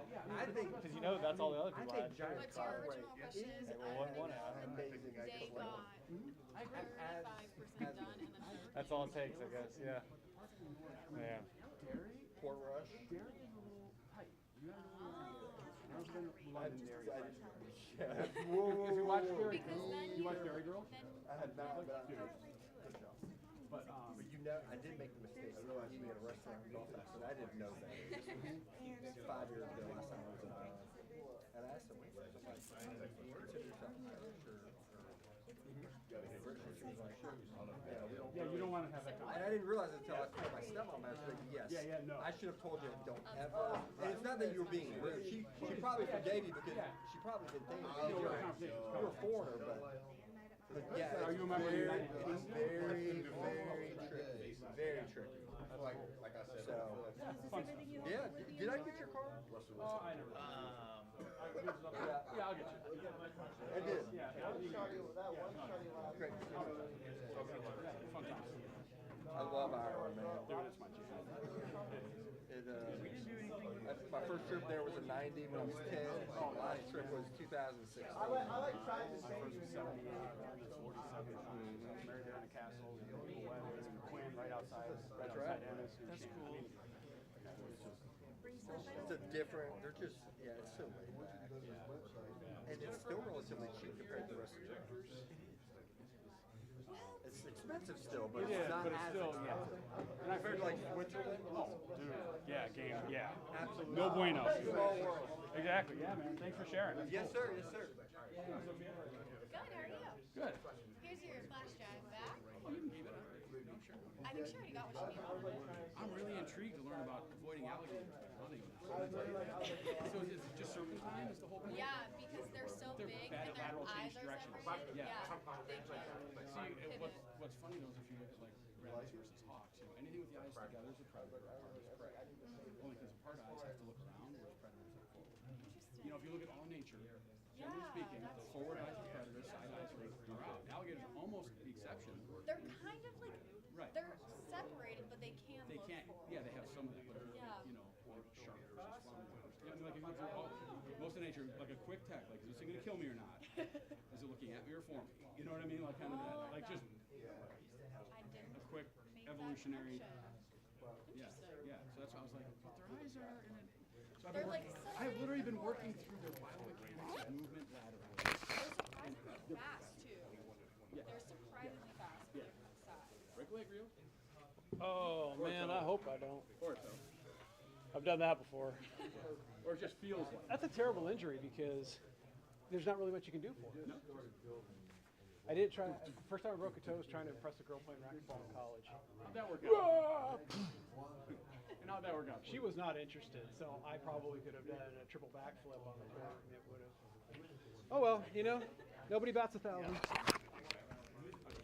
69 dots. I don't know. Mike took out his laptop, and then when I came up, it was just.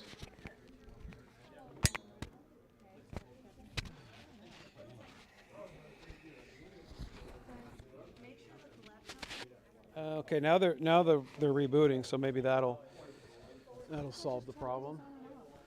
That's the great IT trick, right? Because see, this one's connected to this thing, which is connected all the way to that thing. Those connected to the. Other options, but that one. Now it looks like it's on, but it doesn't look like. So let me try this cable again and see if. Well, we had to get the projectors to turn back on too. We got it. I think we just got it. Right, possibly. Es posible.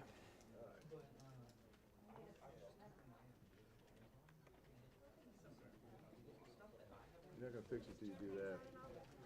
And then you make sure, see which one you got. That's the wrong one. You need this one. Oh, it is that. Oh, okay. Well, that's the one we just had, but we didn't. Plug Okay. that in, and you'll be good to go.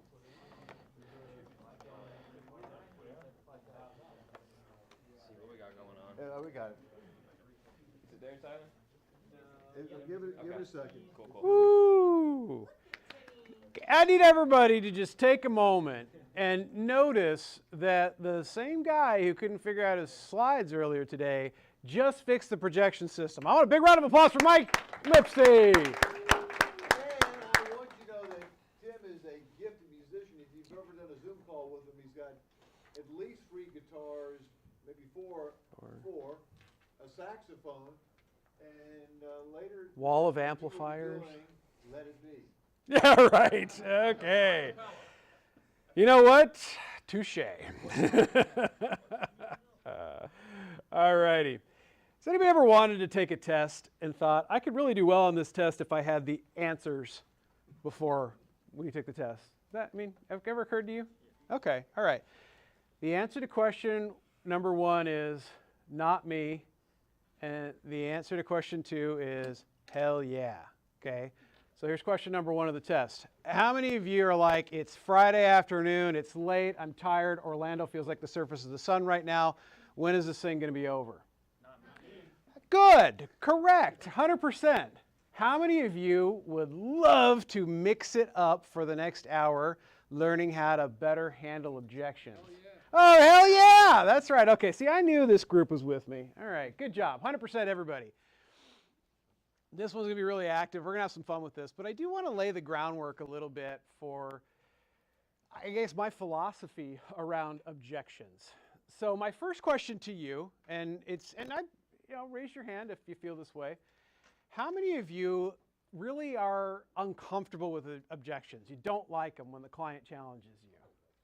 Okay, those are honest answers. Those are honest answers. How many of you love them? Okay. So Alex is the only sick and twisted one in here. So and Houston says it's love-hate because I really think it's both. I really think it's both, right? And I'm just teasing Alex because I know what people mean when they say that. But why should we care about getting as many objections as we possibly can? We know they're concerned. No. You're right. I mean, obviously, we need to know their concerns. True, Musa.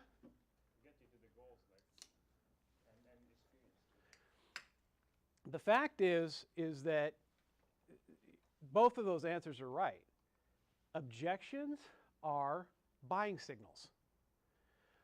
When I was managing offices, I'd try to get on as many appointments as I possibly could, but you can't be everywhere. So I'd have a new person come back just beaming from ear to ear. And so I'd want to talk to them. I'd say, how did things go? They said, oh, it was fantastic. You know, we did our presentation. The client was so nice and hospitable. And yeah, it was great. I said, well, tell me, what objections, what concerns came up? No, nothing. It was great. They said we did a good job, and you know, we'd hear from them soon. And I'm thinking, oh man, they're never going to do business with that kid ever. Because here's the bottom line. People don't make these multi-million-dollar decisions without having some kind of question or concern.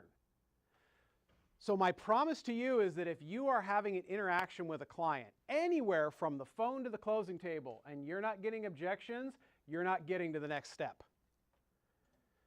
So for that reason, we just want to learn to embrace them. We want to learn to do the right things to make sure that we're flushing them out. It's okay to not particularly like them. I am not by nature a confrontational person. Years ago, I've done so many personality tests, I've lost track of. I've done Myers-Briggs and DISC and Neo-PIR and all sorts of different ones. And my natural style is that of a diplomat. Okay, I want to bridge the gap. I want everybody to feel good about what's happening here. I'm not confrontational in my natural style. But objections, by nature, start out confrontational because you've said something with which the client doesn't agree. I don't like that. But I also know if I don't get there, I'm not getting the business. And that I like even less than the confrontation. Okay? There are ways and things that you need to be doing consistently in order to flush out objections. Number one is you got to be trial closing. Now, I want to make sure, because if you don't walk away from this, from Lipsy School, if you didn't know this before, I need you to leave this room knowing it. What is the difference between a trial close and a close? Mike covered this earlier. Is that where you're looking for acknowledgement along the way? Very, very close. Very, very close. Anybody want to give Tanner a little uplift on that one? Okay, listen carefully, because seriously, you need to walk away with this.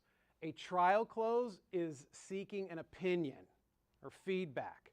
So what do you think, Tanner, give me your thoughts about whether or not you believe the marketing plan we put in place is going to yield those types of tenants that you're looking for. I'm looking for an opinion about something. What's a close? There you go, that's a close. A close is something that's looking for a decision or a commitment. Now, one of the reasons people have such a hard time closing is because they don't know how to trial close very well. Let's say that you did this wonderful Q&A yellow pad presentation exactly the way Mike laid out for you. It was the best presentation you've ever done in your life, but you haven't trial closed on each of the critical points. And you get to the end and you know you're supposed to close, but it doesn't feel quite right. Why doesn't it feel quite right? Anybody? Because you didn't get past objections, I guess? You don't even know if there are any. I have no idea if you even tracked with me. I don't give a presentation, but without trial closing after every major point. Because if I'm giving a presentation to Houston and he makes point number 1 and he doesn't trial close me, I may not agree with him, at which point the train is derailed and you don't even know the train is derailed. And then you get to the end of the presentation and you close and you don't know why. You don't know why they won't commit. You don't know why they won't move forward. But more importantly, and this is something that Mike is fantastic at, I see him do it all the time, it's, all right, I want to cover these 3 things, but quite frankly, if this first thing is what the client cares most about and they got lots of lingering questions, I'm not moving on to 2 until we're done with 1. And sometimes we are so fixated and bent on getting through our whiz-bang presentation that we forget to trial close. Make sure that your clients, your prospects are taking the journey with you. So trial closing and closing. Closing becomes a lot easier. If Houston said yes to point 1, I agree. Yes to point 2, I agree. Yes to point 3, I agree. Then when I use that summary or the chain close, or one of the cousins, I already know he agrees with the other points. I mean, there may still be another objection in there, but at least I'm not completely shooting in the dark, wondering how you feel about everything. The other thing that you have got to be focused on, and this is way beyond the scope of what we have time to do here right now, is the reason you want to be really polished and well rehearsed in what you're going to present to your client is not only so that you can deliver it with fluidity and poise, it's so that you can do what you really need to do in a meeting, which is pay attention to your audience's reaction. What happens when you're a rookie presenter, did anybody ever get, like, you're given a public speech, was anybody ever taught the technique of don't focus on anybody? Like if you're really nervous, just focus like towards the crowd, but you're not really making eye contact with anybody. That's great if this is your first week in Toastmasters. It's terrible if you're out there trying to land listings. You need to be making regular eye contact with everybody in the room. Rookies have a tendency to, and poor presenters have a tendency to focus on one person who's the friendliest in the room, and I'm not going to break eye contact with Moose, and he's getting really uncomfortable right now because we're soul gazing, but I'm so nervous I can't look away. You got to make eye contact because you will see shifts in body language. You don't have to be Joe Navarro. You don't have to be Jason Bourne. Joe Navarro's a real guy, Jason Bourne's not. You don't have to be CIA level interrogator to read body language. If you right now want to describe me as being sad, tell me what I should do with my body.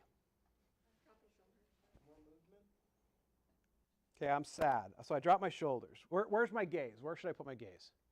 Down. Okay. What else? What do you want me to do? Where should my breathing be? Am I breathing diaphragmatically? Am I breathing high and shallow? High and shallow. Okay, I might be crying. You're really trying to get emotional on me, aren't you, Abraham? He's trying to put me in that place. Now, what if, in fact, let's just have some fun. Everybody stand up real quick. Everybody stand up real quick. I know, you're like, man, Rios, my lower back's killing me. Now, I want everybody to look straight up at the ceiling so that you're not looking at anywhere near, you're not seeing the person next to you unless there's a huge height discrepancy. Now, please do this because no one's looking at you. I want you to make the silliest, goofiest face you possibly can. You can even hear by the way I'm talking that I have a goofy look. Now, while you're doing this, don't stop. I want everybody to feel really, really sad. Keep looking up. Keep looking goofy. Feel sad. Feel sad, everybody. Okay, you can put your heads down. All right? How many of you were super successful at feeling sad while you were making goofy faces at the ceiling? Okay, you weren't sad at all. All right, you can have a seat. Physiology has so much to do with how we feel, and most of the time, when you're not aware of it, you can't control it, which is why you got to focus on your audience because you'll see when they're engaged. You'll see when they disconnect from you. Years ago, I was giving a presentation, and I'm looking at like this portion of the room, and there was a gentleman sitting where Nazi is right now, and I made a point, and it's a point and a topic I've covered a lot of different times, and so pretty much second nature. And when I said it, this person's body language shifted. And I turned and I said, I feel like you might have a different opinion about that. Tell me about it. And he looked absolutely stunned. Like, well, yeah, I do. And he asked me afterwards, and I said, your body language shifted. You went to a closed posture. You clearly didn't agree with me, and that's okay. But he also wasn't going to raise his hand and dispute. But that was a moment where he was disconnecting from my presentation, and I had to see it. You know what a rookie does when they feel the tension, when they see that? Because you'll see it. Your eyes seeing it. You can't help but see it. When you see it, and what does a rookie do? They panic. Oh, crap. What do, David? Do they start talking faster? Yes. They lock up. They talk faster. They look away. When it comes to flushing out objections, you've got to look at the nonverbal cues as well. Close, trial close, but also pay attention. You already know enough about body language to see what you need to see. If you're practiced and polished enough to not be, oh, what word am I going to say next? What word am I going to say next? So if there's no other reason for rehearsing, even if you think, and this is bull, but I've had a lot of people, especially brokers, tell me this, I'm better when I wing it. No, you're not. If you're good at winging it, that's cool. It means you can think on your feet, and I'm good with that. But if you're that good on the fly, you're even better when you're well rehearsed. That's the bottom line. So congratulations if you're good at winging it, but that's not all there is, okay? Now when it comes to dealing with objections, one of the key skills with objections is making sure you handle them at the right time. So here's the decision tree. If an objection prevents you from taking the next logical step in the process, you have to deal with it. You have to overcome it. If it doesn't prevent you from taking the next logical step, don't deal with it, because chances are you have no context to really be able to deal with it. Jordan asked me something earlier. He said, you know, sometimes you get on the phone and the first thing out of somebody's mouth is, you know, we just signed a 5-year lease, we're not doing anything, or we got another broker. Okay, well, the question is, why did you call? Did you call because you have space for lease? Did you call because you just did a great a lease you want to tell you 25% occupancy cost reduction, and just wanted to tell you about what's happening in the market? I mean, that's probably why you're calling, right, Jordan? Right. Okay. So what does I just signed a 5-year lease have to do with the next logical step? What's the next logical step? Remember, at least this is the way I see it, when you're on the phone, the only thing you're asking for on the front end is some of your time. That's all I want. All I want is time. So when he says, oh, we just signed a 5-year lease, we're not doing anything. No, I understand that. The reason I called is because this lease just happened in the marketplace that really highlights, I don't care about that objection. That objection has nothing to do with what I'm about to do. Well, we have a broker that we're really happy with. No, that's great. I called because we just did this lease, and you know, with leasing, unless you're involved in the transaction, you don't really know what happened. So I'm glad you have a broker you're happy with. Only I can give you this information about this lease. One thing that I came across cold calling a couple weeks ago is this company that does installation of office furniture and stuff. I met with the owner, and she was like, I walked in on her, and she invited me in, and she's like, oh, but I was like, hey, I'm Jordan, CBRE, I'm a commercial real estate consultant with logistics and warehousing. And she's like, oh, we already have a broker. Oh, I'm not here to talk to you. I want to know what CBRE can do to help you get more business. We have great project management. I want to get you linked in so that we can get you more business for your business. Great. And Great. now I started that dialogue. She's been emailing me. Nice. I need all of you to understand something. When somebody says, I've got a broker, what does that mean? It means they didn't know you, and so they chose somebody else. Okay? It's a shield. Now, remember that it can run the gamut. It can be, we have a national agreement with CBRE to do all of our site selection. We're contractually obligated to them for the next 24 months. Is that a legitimate, I've already got a broker? Yeah, it is. It is. But remember that the far end of the spectrum on the other side is like, maybe this is, you're all more attractive than me, so maybe this has only happened to me, but you know, you're interested in somebody. I was just talking about a toe I broke trying to impress a girl who had no interest in me at all. And you walk up to that person and you try to strike up a conversation, and he or she, or they say, sorry, I got a boyfriend, or you know, I'm seeing somebody, or and whatever. Now, is that true? Could be. It could be. It could also be, Houston, I don't want to talk to you. Right? The point is, you don't know.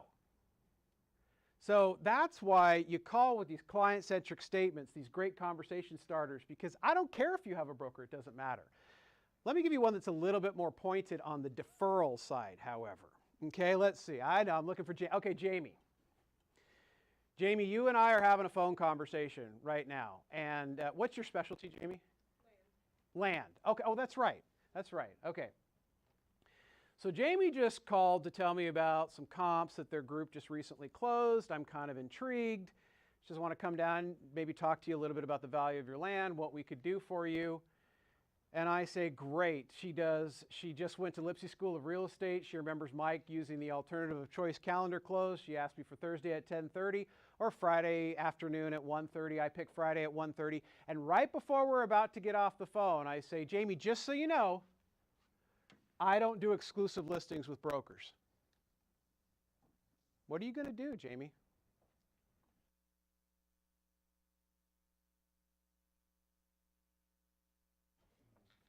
And the bear trap is closed on Jamie. No, I'm giving you a hard time, but Houston, what do you think? I'll give you an example, and I've used this a couple times. If somebody says that I don't do exclusive listings with brokers, I say, okay, that's fine. How about you give me 2 weeks? Give me 30 days. You know, we don't have to market online. We can do an off-market listing. Okay. This is something I would. Well, it's not a bad suggestion, but put this in context for just a minute. The next logical step in my relationship with Jamie is what? Goodbye. What was that? Goodbye. Well, Shouldn't we have known that at the beginning with run clear? well, we're making this harder than it needs to be. What's the next step for you and I? What's the next thing we're going to do? Thank you. Jennifer, I love it. What did I want? What was my goal on the meeting after I got time? Was to get a meeting. Did I get a meeting? Then forget everything else. You will never win a shouting match with somebody right now about, well, you know, the value of representation and blah. It's like, you know what, then, Jamie, don't come down and meet with me. I'm cool. Right? I've been doing this for 40 years. I don't need you. Now, she's nicer than that. I'm not saying she would blow it that way, but the natural inclination is to take the bait. But if the objection has nothing to do with the next logical step, defer it. When it prevents you from taking the next logical step, I mean, at some point, if you decide you're not going to work this deal off market, at some point, do we have to address this? Yeah, of course we do. But how many of you, this is a dangerous question, how many of you are currently in a relationship with somebody who maybe didn't totally impress you the first time you met them? Anybody been in that situation? Like before we met, Or like you knew of them, or just kind of casually, and you're like, eh, and then they ended up being really cool. Veronica looks over at Houston. I did not come here to create problems. What- Close our eyes before we raise our yeah. Everybody could fill out an anonymous survey. It should be like the game show, have the little buttons you can push. Yes, and the survey says, Like most people, guys I met, like that were cool, they probably weren't cool at first, and then we became best friends. right, right. So if I don't do exclusive listings, right now, Jamie isn't anybody other than maybe a few-minute pleasant conversation we've had, nice enough. I like your comps, let's get together. But I'm not that invested in the relationship. If we can meet and she can demonstrate the power of their group, their marketing platform, we can connect on a human level, now I'm open to potentially doing something that I didn't think I was open to before. But on the phone, you're never going to win that. So if it has nothing to do with the next step, what do? Defer. If it doesn't, then obviously you have to deal with it. Okay? So now let's get to the point where you have to deal with it. I used to teach a 4-part objection management system that started with acknowledge with empathy. Let me tell you why I added that first one. Jose, tell me about the thing that you are most an achievement that you're most proud of in your life. Children, tell me about your children. 3, 7, 7, 3, and 8 months. Okay. But one of them just got Hold on, let me stop you right there, Jose. I got kids, so I know what it's like to have kids and be proud of them. Jose, how do you feel right now? I mean, like, come on, Rios. That was not cool at all. I really actually want to let him finish his story about his kids now, because that did feel really mean. But time being what it is, thank you for playing with me. The point is that if somebody has ever hurt your feelings and you go to have this heart-to-heart talk with them, and they stop and they go, no, hold on. I know where you're going with this. How many of you are genuinely hurt or offended or angered by that? All right. How many of you think, oh, phew, this person knows where I was going with it, so now they can mansplain it to me, and I'm going to be so happy to hear their solutions because they're smarter than me? Is that what you think? Of course you don't. So listen without interruption. And one challenge we have in this business in overcoming objections is if you're in this business long enough, you will hear the same things over and over again. My investment people, how many of you heard, great, you can get me the -2 cap that Mike's talking about for my property, but if I sell, what am I going to buy? You ever heard that one? Okay. Hear that one all day, every day.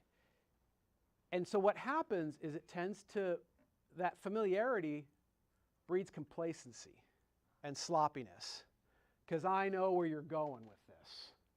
Nobody wants to be treated that way. So you listen to somebody without interruption. Once you've listened to them and they've clearly stopped, then is when you acknowledge it with empathy. Does empathy mean you agree with their concern? No. What does it mean, Adam? It means you feel for their concern. Yeah. You understand it. You feel for them. Maybe you could say you're not the first person to have that concern. It's one that comes up quite frequently. Hey, you know what? You're right to be concerned about that. That is legitimate. Okay. Even years ago, it was tough. I was watching a class. The teacher was probably 35, and it was a group of teenagers. And this one young lady, I think she was about 15 years old, was talking about something that was going on in her life, and it was really stressing her out. She was really depressed about it. And the teacher, who I happen to know on a personal level and I know has been through some difficult things in her life, she says, you know what, wait till you're my age and you have real problems. How do you think that 15-year-old girl feels in that moment? Do you remember what you were most worried about when you were 15? It mattered to you. It mattered to you. Now you might look at it and go, that's a 15-year-old problem. But when you were 15, you didn't know that. So even if someone says something that you think shouldn't be a concern, or you think is juvenile, or you think whatever, it's real to them, and treat it that way. Step 3 is where most brokers really screw up. One of the reasons why we mess this up so bad, and I'm stereotyping here, but remember, stereotypes don't come from nowhere, typically. In brokerage, there is a very strong fixer energy. We want to fix problems. And so when we think we have a grasp of the problem, we want to rush in and say, well, this is how we're going to deal with it. Because you're ambitious, you're a go-getter, you've had a lifetime of getting in there and solving problems. The problem with rushing in to fix it right away is you may not be fixing the actual problem. Remember, we go back to our example when I said, I already have a broker. And didn't we agree that that could run the gamut between, you really creep me out and I don't want to talk to you, to I'm under national obligation with XYZ company to do all my deals? That's why step 3 is I really have to clarify the real concern if it's preventing me from going to the next step. And that requires questions. That requires taking the time. Mike said something that is absolute gold, and I hope you do not forget it. I hope you wrote it down. What he said was, we win more business through the questions we ask and the statements we make. Everybody thinks it's about being that not everybody, thinks it's about being that silver-tongued devil, having the $50 words, having the right clothes. It's really not. Questions are so universally important. And let me give you an easy illustration as to why. I would like everybody in the room right now to think about someone in your life that you implicitly trust. You know they have your back no matter what. Has everybody got somebody in their mind right now? Okay, all right, Russell. If you don't mind, who are you thinking of? A sibling, a parent, a significant other, friend? My dad. Your dad, okay. So Russell, tell me, why do you know that your dad has your back? He's shown me consistently that he does. Okay. That is the number one way you know whether you can trust somebody, which is their actions. Russell's dad has proven to him throughout his life that he's going to do right by him, that he's going to take care of him. Now, when you have a prospect, you don't have a history of interactions with them that have proven that. So what's the only other thing that we can do?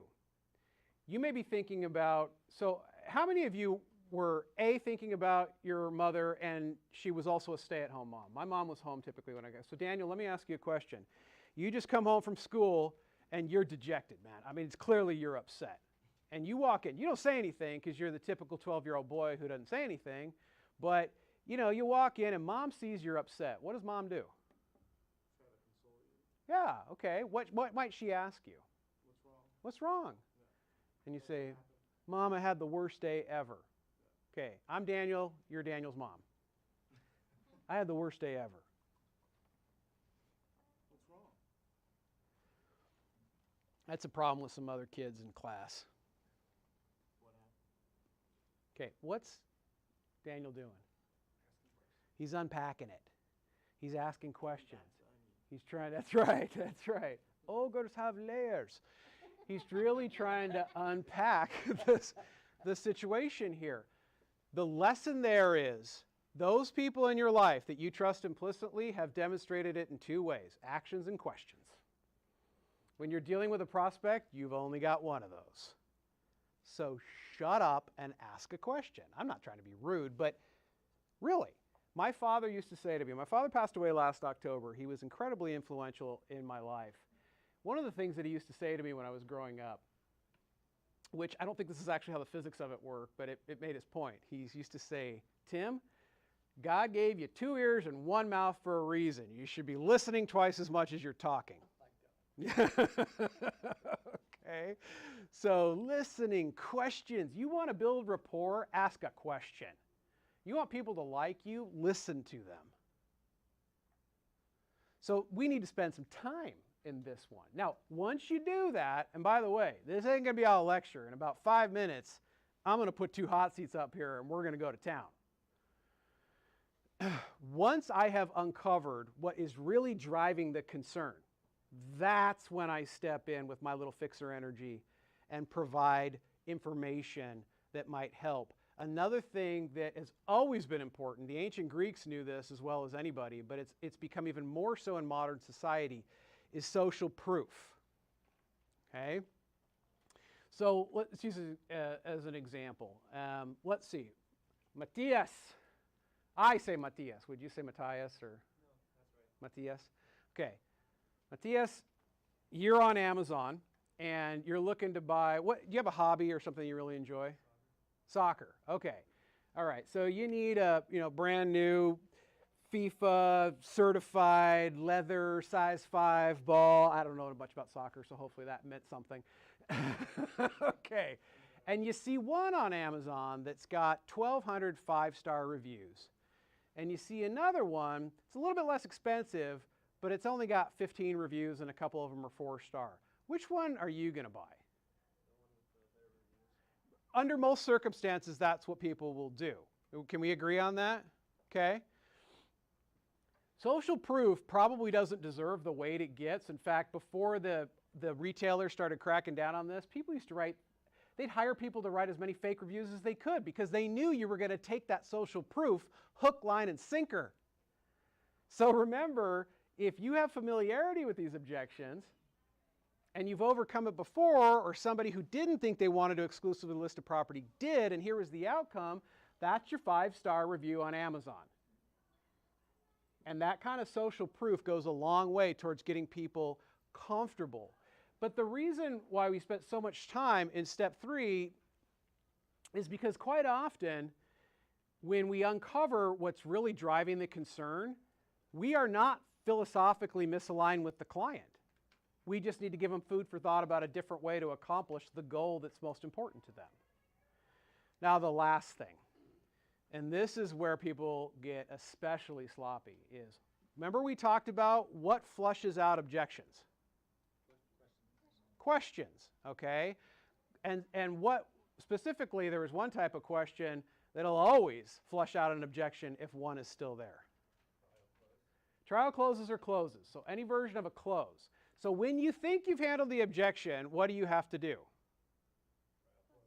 On whatever started it in the first place. And what if I say, still no? Well, then we go back to step 1. What's still in your... You can't move on. What I see happen is some people actually even do a decent job at the first steps and then move on. No, you have to make sure that we have alignment. Here's what I want you to do. Here's how we're going to have some fun. Who wants to play a little game?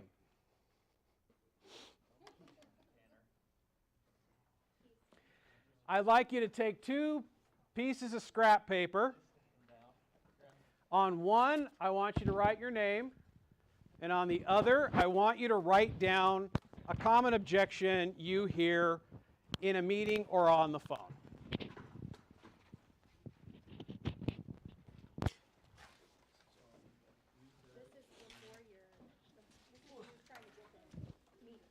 It's whenever. Oh, thank you. It's whenever. It could be you're closing for the listing.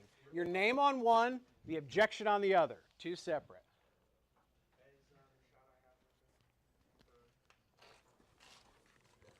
Welcome to the Donahue Show.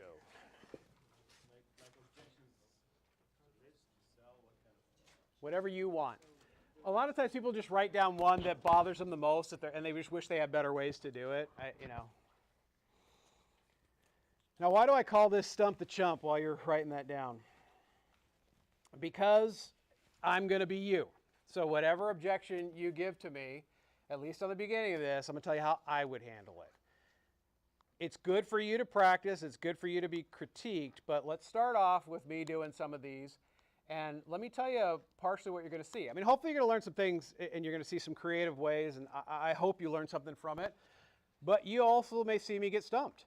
You may also see me miss something that the client says that you think, oh man, Rios didn't hear that. He should have heard that. You want us to pull them up? It doesn't matter. I just need them to be handed in separately. So pass your name, pass it to your right. Your objection, pass it to your left. So my name should end up over here. My objection should end up over here. Okay, so you're left and right then? Am I turned around, Veronica? Just make sure you send them into. Okay, so to your right. Pass them all over. She's a theater. Well, I just need them to be separate. Yeah, stage left and stage right. Over here, let's send your objections over here. Let's send your names over here. Thank you, Veronica. That's very, very true. Give me your objections. Okay. Objections over here. Ah, okay. Objections over. We'll start our objection pile right here. Well, he just said names this way. Names over here, objections over here. Are you collecting them all? We do. Yep, all of them.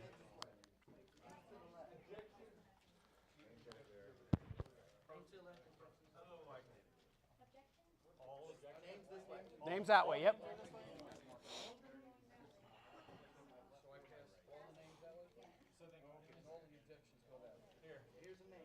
Thank you, Veronica. I appreciate it. You jumped in there and helped. You didn't even have to. That's pretty cool. Okay, I'm putting the objections right here. Another one over here. Is that both objections? One for your name? Oh, okay, yeah, cool. All right. Okay, don't you dare not throw your name in the hat, because I won't know, but integrity is what you do when no one's looking.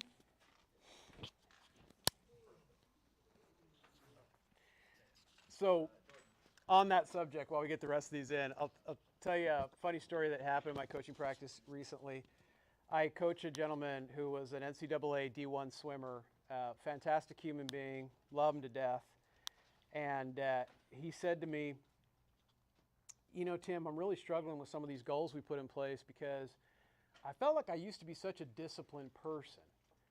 And I set these call blocks and I don't end up doing them, and then I push it around and I do this. I mean, where along the way did I lose my discipline? And I said, well, let's talk about that for a minute. When you were a D1 swimmer, what time did you have to show up at the pool? Well, 4 or 5 a.m. I said, okay, what happened if you didn't show up? Oh, you got an extra laps, you may get benched for the upcoming meet. He's telling me all these different things that could escalate and happen on our team. I said, so you probably never missed a practice, right? I said, yeah. I said, okay, now look, I'm not trying to be mean, but that's you're disciplined, but you're disciplined because you fear the consequences. Self-discipline is, can you make yourself do something that you don't want to do, is uncomfortable, when it doesn't change the outcome of today. If you don't, like I said to Nathan, if you don't make your calls today, and he says, well, I'm going to feel guilty, but a lot of people will go home and say, I was just too busy. I was just too busy. But discipline is making yourself do that thing that you don't want to do when there's no figurative gun to your head to make you do it. Kind of important to remember. Okay. Round and round and round she goes. Where she stops, we shall now know. Not interested. That's specific. Okay. I'm going to go a little bit more specific than that. No offense to the person who put that in. Are we at the singles bar, or am I going for a listing? Well, that was the objection. That was the objection. I'm not interested. I think that's All right, cool. I said stump the chump. Maybe the chump's going to get stumped on this one. That's okay. I can live with it. Round and round and round she goes. Please pick someone who isn't going to play a jerk. Tanner! Tanner's like, vengeance is mine, saith the Tanner. I mean,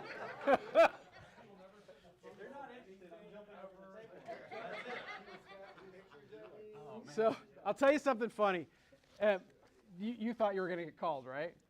The piece of paper I Oh, submitted you saw is it? large. You did. Yeah. I heard this funny thing. You know, people say, I'm really intuitive. Well, sometimes I just have these intuitions that things are going to happen, and they happen. You know, the only way to know that is to count all the times you thought something was going to happen and it didn't happen. Because everybody guesses right sometimes. So, have a seat. Whew. All right. You're not interested. Oh, yeah, I'm not interested. You're not interested. Okay. What's your product type? Industrial. Industrial. Yeah. And what do you think I called you about that you're not interested in? Well, you wanted to get the listing agreement for a property I just purchased? Yeah. I wanted to see what, I wanted to get the agency, like to rep you as a landlord rep? Yes, yeah. Okay. All Yeah, right. For industrial. Are we on the phone, or did I knock on your door? I reached out to a bunch of brokers. I can't remember how many of them I reached out to. So I'm just one out of a, and of a so, million. yeah, and you called me, and I actually can't even remember why I even reached out to you, honestly. Okay. Yeah. But and did we set a meeting, and you don't even remember why we set a meeting?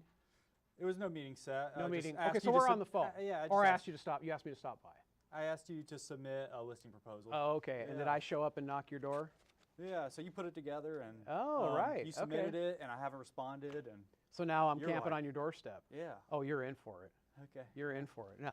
Now the context matters, right? Because if he had just picked up the phone the first time and said, I'm not interested, the answer might be, not interested in what? I haven't told you what I called about yet. I mean, that's one place where you might play it off with humor a little bit. How many of you have ever been hung up on? Okay. I can't train you for that. If someone's going to hang up on you, they're going to hang up on you. So don't worry about that. I'm not saying it's a feel good, but it's okay. You can't train for those people. Yeah. What was that? Do you call them back after a month? See, I don't, but my mentors, they used to. Hey, sorry, Jordan, I think we got disconnected. Yes. Why would you not? Yeah. I know. I'm too much of a pansy. Okay. Well, Tanner, I appreciate you opening the door for me today, because I know I stopped by unannounced, but you had mentioned in your response to the listing agreement that you weren't interested, which ultimately, if that's your decision, I'm okay with that. But I'm curious, what part of the whole process are you not interested in? Yeah, well, like I said, I reached out to multiple agencies, and I saw a few of you guys at Colliers. I'm a little confused. There seems to be multiple industrial teams there at Colliers. Yes. And I spoke to someone else there at the office, and I'm just confused by the whole thing. Yeah. Yeah. Well, first, let me say that I'm sorry that happened. I know it can be confusing. I mean, there are times when we work together, times when we don't work together, and ultimately, and I know this is a big if, but ultimately, if you became more interested, we can clear up that confusion for you. But when you contacted all these brokers, I'm curious, Tanner, what were you trying to accomplish? So, yeah, right now I have some tenants that they're just kind of leaving the property pretty dirty. I need to get it cleaned up, and so I was looking for someone to come bring me some solutions so where I could, do I need to get rid of these tenants when their leases expire next year? Should I keep them? Where are the market, or are their rates where they need to be? How can I better position this property for for the future? Yeah. Those are all great questions, and they're the right questions to be asking. So it's smart of you to reach out like that. Now I'm curious. It's clear, unfortunately, that Collier's just confused the heck out of you. Did anybody not confuse the heck out of you that you are inclined to go with now? Yeah, I really like the CBRE guys. I've been speaking with them, and yeah, I've enjoyed what they've brought to the table. Okay, fantastic. Look, CBRE is a good outfit. They haven't been around for as long as they have been with the brokers they have because they're bad at what they do. I'm curious, outside of the confusion that we created for you with the multiple teams, did you feel like the service we offered was comparable? I don't know, what service do you offer? Well, not to put too fine a point on it, but everything you just said. I mean, we try to take a very advisory role towards our interactions with clients, and it has nothing to do with whether there's an immediate money-making opportunity. If it's just reviewing your rent roll and giving you some advice and investing in the relationship so down the road there may be something that we can do, we're fine with that. But it's that process of discovery. And I'm just, maybe we didn't even demonstrate that. So I'm just curious how you felt about our service. Yeah, honestly, you caught me at a bad time. Could you just call me back at another, I don't know, next week? Well, I could do that, but I've got you here, right now. So I want to be really respectful of your time. But I'm curious, did Collier's completely fail to show you what our service could do? No, I saw what you sent me. Yeah. Okay. Yeah. So is it fair to say that if we could eliminate the confusion around all the different brokers, we might possibly be able to do business together? Will we still be in the running? Yeah, sure. Okay. Now I'm going to pause it right there for just a second. So tell me what's happened so far. Breaking down some barriers. Okay, I'm trying. Musa? I felt like you're not building a relationship in the conversation. Okay. So tell me why. You're focusing on what happened and what's the competition and what's going on. Mm-hmm. Versus just trying to build a relationship or rapport and then go back to that. Okay. I don't know. Now, depending on how long this went on, I would agree with that feedback. The only place I take exception to it is, what am I trying to do right now? You're trying to find the most important things. Yeah, I'm trying to figure out why we shot ourselves in the foot. Yeah. You know, I'm trying to figure out, so there's a couple things. What was he trying to accomplish when he first went out to those brokers? Did anybody impress him with the process and not confuse him like we did? Did we do a good job? So I'm trying to line out all the things that should have happened, so then I know what to talk about. Right. So you're right. At some point, I have to transition into the rapport and the relationship building. But if I start that too early, what I'm doing is I'm shooting in the dark and I'm hoping something hits. When I really dig into trying to get him off his position, I have to be trying to solve the problem that's actually under his skin, which is why I paused that at the sharp angle. This is what we did wrong. If there was anything else, could we still be in the running? He said yes. Now I know what I have to go solve. I have to go eliminate the confusion. Maybe I team up with another broker. I mean, there's a lot of steps I could take right now. But assuming that his answers were reasonably honest, which, you know. That was a real life scenario. Was it? Yeah. Okay. I did not get the listing. Yeah. Hey, I worked at Edit It Out for a long time, and I know that we always competed against each other internally too, and I got that a lot. So I appreciate that sometimes, I don't think my dad coined this, but one of the things he used to say is, a confused mind doesn't buy. Yep. Yeah. And this is a perfect example of, this is confusing, I'm not touching it. So. And I explained it to him.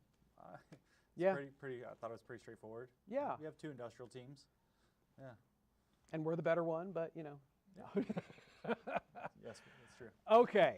Who would have done something different? It's okay. I don't have all the answers. I mean, one of the things, I'm nothing if not an amalgamation of 1,000 people I've met over the years. So who wants to give me a good idea to steal? I think it was a little harder because, like, you said you weren't interested, but then you sent out a request for all these proposals, so there was some interest. So, For someone to list it. He yeah. was. Right. He just not. We just determined that I'm not interested was, I'm not interested in you, Rios. yeah, I would love to hear, like, we're not interested, period. Like you call and say, yeah, hi, I'm Jordan Ingers from CBRE. calling tenants in the park. I want to try to see if I can set a meeting with you. We're not interested. I would like to know how to like go off that. So what's interesting, let's take that for just a minute. Do you remember how much yesterday Mike and Selling by Phone talked about broker-centric versus client-centric? With all due respect, everything that just came out of your mouth is 100% broker-centric. I want some of your time. I want to meet with you. I don't give a frog's fat rear end what you want, Jordan. The thing with the client, yeah, I mean, the thing that you've got to remember about the clients, and especially most of these clients are not 20, okay? They've been around. And one thing, as your life progresses, you realize that money can come and go, money can be replaced, but time is a non-bankable asset. When it's gone, it's gone. So who in the world are you to call me out of the blue, unexpected, asking for some of my time? Which is why your phone calls have to lead with value. Do you have a legit reason to call? By the way, that's another way to calm down call reluctance, is if you call for a transactional call, you're looking to buy or sell, is your lease expiration coming up, there's a part of you that's really out there begging, and you don't really feel like you're bringing a lot of value, you're just out there. And if you play that law of large numbers, that's a winnable game. But it's not, that doesn't provide a lot of value for anybody who isn't doing something, like Rod was talking about yesterday. A better way of saying that if you didn't get to do all the research in the Lipsy 55 and you just were trying to get down your cold call list, but try to make it somewhat meaningful to tailor it to make your calls. Absolutely. So I don't know if that makes sense. no, well, it does. And so if I may go so far, part of the add-on to Selling by Phone that I do a lot of times is I love client-centric statements. I love the research.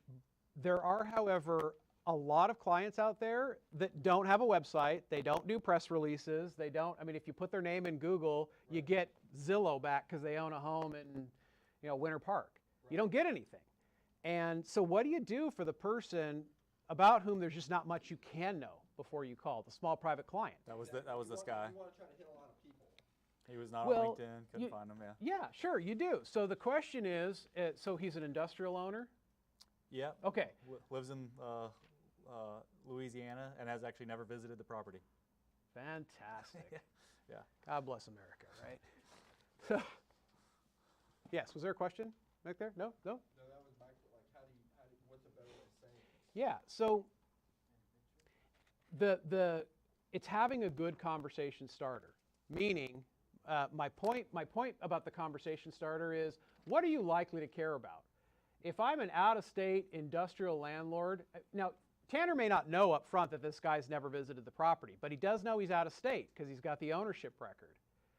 So I might call up, and instead of saying I'd like to set a meeting with you, say, Jordan, I'm calling because I know you live in Louisiana. I'm on the ground here in Texas. We just did a half dozen leases within a half mile of your park, and I don't know if you're doing anything. It doesn't matter. I just wanted to let you know about the activity in the area. I just want a conversation. I'm leading with something of value because what I'm asking for in return is your time. Your time is value, quid pro quo. I have to get value for value. Does that make sense, Jordan? Okay, all right. Round of applause for Tanner, the evil client. Okay. Round and round, thank you. Round and round and round she goes. All we know is it won't be Tanner. I don't plan on changing brokers. I already have one. Okay. Yeah, well, I didn't plan on changing wives either. So.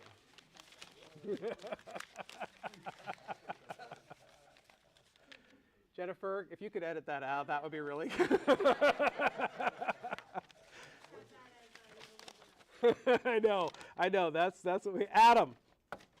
That's what we call chipping the game right there. Okay. All right, Adam. You going to be good to me? Yes. The mic behind me. What did it do? Oh, yeah, that's right. You know, when it comes to keeping me on track, it takes a village. Thank you. Right, so Okay, which one am I? so you don't plan on changing brokers because you already have one. Okay. Okay. Thank you, David. Thank you. I don't know if he has to run. Yeah. We'll, okay. Adam, thank you, David. Okay. Yeah, you don't have a broker. Tell me when you said that to me. Or are we meeting in person? Are we on the phone? Over the phone. Over the phone. Okay, turn around. I can't look. I just can't look at you anymore, Adam. All right. All right, Adam. Tell me. I called you up. Hi, Adam. This. What firm are you with? CBRE. CBRE. Okay. Oh, you mean the guys that beat Tanner? Yeah. I don't know if this was a positive or negative experience for you being here. So. Okay. Yeah. All right. All right. Hi, Adam. This is Tim Rios with CBRE. I'm calling today because we recently completed about a half dozen leases within a mile of your facility, and I wanted to give you some of the details about that. How are things going for you in your market and building? I'm sorry, Tim. What do you do? You're an industrial broker? I'm sorry. Are you an industrial or office broker? Office. Tenant. Office tenant. Yeah. Well, I specialize in office tenant representation. Okay. We've been using the same broker for years, and I'm good. Well, okay. Do you mind me asking who you use? Yes. I use Tanner Lee. Okay. All right. Hey, Tanner's a good guy. And that's fine, because I'm not calling today to ask you for any kind of business. I'm calling because we have done a half a dozen leases that are within a mile of your facility. And, you know, information is power in this game, especially with medical office. And just wanted to talk to you about that. I mean, what's your experience in the market been now as we're coming out of COVID? No, I mean, the landlord's been great. We've been here for 20 years. Tanner's been taking care of us, so I think we're good. No, that's fantastic. So if you're going to renegotiate with this landlord when it comes due, I assume you're going to have Tanner handle it, right? Absolutely. Okay. I'd still love to talk to you about these deals, and the reason is because, as you know, in leasing, very little information is published about it. You only know what actually happened in the lease if you were involved in it. So actually me wanting to share it with you, there's nothing but downside for me, because I realize right now this business is Tanner's. And that's fine. I appreciate loyalty. I hope someday I'm somebody to whom you feel loyal. My only question is, would you like Tanner to have more information when he goes to fight on your behalf? I mean, Tanner dominates the market. I mean, he really has a lot of information. Tanner did. He didn't do these 6 deals. Like, I seriously, Tanner's a great guy. But these are 6 deals Tanner doesn't know about. Would you like him to have them? Yeah, sure. You can reach out to Tanner. Look at him. He's such a... All right. I mean, I've had, like, people No. say that to me. Look, here's one thing I want to say about that real quick. One of the interesting things about training and coaching is we teach these things like they're events, but they're less of an event and more of a process, right? First time you called somebody, they probably didn't say yes to a meeting. Maybe 2 or 3 quarters later, they did. Maybe when you first met them, they were never going to sell. They were going to give the properties to their kids. And 5 years later, they want to retire on a cruise ship that just goes around the world all the time, and it's time to cash out. So there is a point at which, on the phone, with no relationship and no context, I'm going to live to fight another day. And I'm probably getting close to that with Adam on the phone right now, where I would say, look, Adam, I appreciate the loyalty. All I can tell you, 6 great deals, lots of wonderful information. I know it would help you in your next negotiation. But if now's not the right time, I'll follow up with you later. Every interaction you have with a client should leave them closer to you. Right? So at some point, I got to stop getting in his face about this. And at this moment, how many of you think that Adam is more committed to not letting me give the information than I am to getting him the information? And I recognize that imbalance, which means regroup. I mean, you know, seriously, because if I bring him to a logical place, did I say anything about leasing that wasn't true? If you're not involved in a deal, do you really know what happened in that lease? That face rate is only one thing. I mean, think about all the economic levers you can pull in a lease. The fact of the matter is that even if he did use Tanner, hell yeah, he should want to have the information about those 6 leases. So now I know he's just being obstinate. And okay, you're not going to win the game of obstinance, but what you can do is you can call back. You can call back in a couple of months. You can keep chipping away at that. Because I'll tell you what I don't know. This is the one real difficult downside to cold calling. I have no idea what's going on in Adam's world right now. For all I know, his house just burned down. For all I know, he just found out his teenage daughter's pregnant. I have no idea. I've had a gentleman, there's actually a greater story about him, but I won't tell the entire story, but a gentleman that we probably ended up making $2.5 million in gross commissions before he passed away. Our first cold call with him started, and I quote, "I hate you guys. I will never do business with you." Wow. Right? Yeah. $2.5 million later, he did some business with us. So, man, you're going to lose a lot of battles. But the key is, can you stay in it so that you can win the war? I'm not going to win this battle with him right now. And that's cool. We said this was stump the chump. So he can dig his heels in and be obstinate and say, up yours, Rios, I'm not giving in. Because that is real. That happens. Okay? Any suggestions for things that people have used that they have found gets them through that better than what I did? I'm cool with that. I'm not sure you should try to get through that, because I respect, in my small town with there's 7 commercial brokers, I'm not going to go try to steal Tanner's guy or something like that. Because I wouldn't want them doing that, because we have to work with each other the next day. So there's a gentleman's agreement that I'm not going to do that before. So let me give you, I appreciate that, and I admire that. Let me give you some perspective and a little bit of food for thought. How many of you are currently doing business with a client who has never done a real estate transaction with anybody but you? Okay, so Jamie and Veronica and Musa. Of the 3 people who raised their hand to that, how many of you derive 20% or more of your revenue from that client? Okay. Now, I've asked this question of thousands of people in Europe, Asia, Australia, North, Central, South America. Believe it or not, you are the second person to have their hand still up after I'm done with those questions. Now, what's the point of that? The point of that is that relationships are vulnerable. Okay, they are. Because if they weren't, Mike Lipsy wouldn't be here, let alone any of us. Okay? Relationships, things change over time. So when Tanner retires, moves away, gets hit by a bus, is Nathan a good backup? You've been good to me all these years. Man, we owe you something. I don't know what it is, but you pointed him out, so you keep bringing the poor guy into it. And remember that for a lot of investors out there are limits to loyalty. When it comes to deal flow and things like that, you can't be Mike, because if I become known as Houston's guy, then guess who stops bringing me deals? Other people. So there are limits on this loyalty.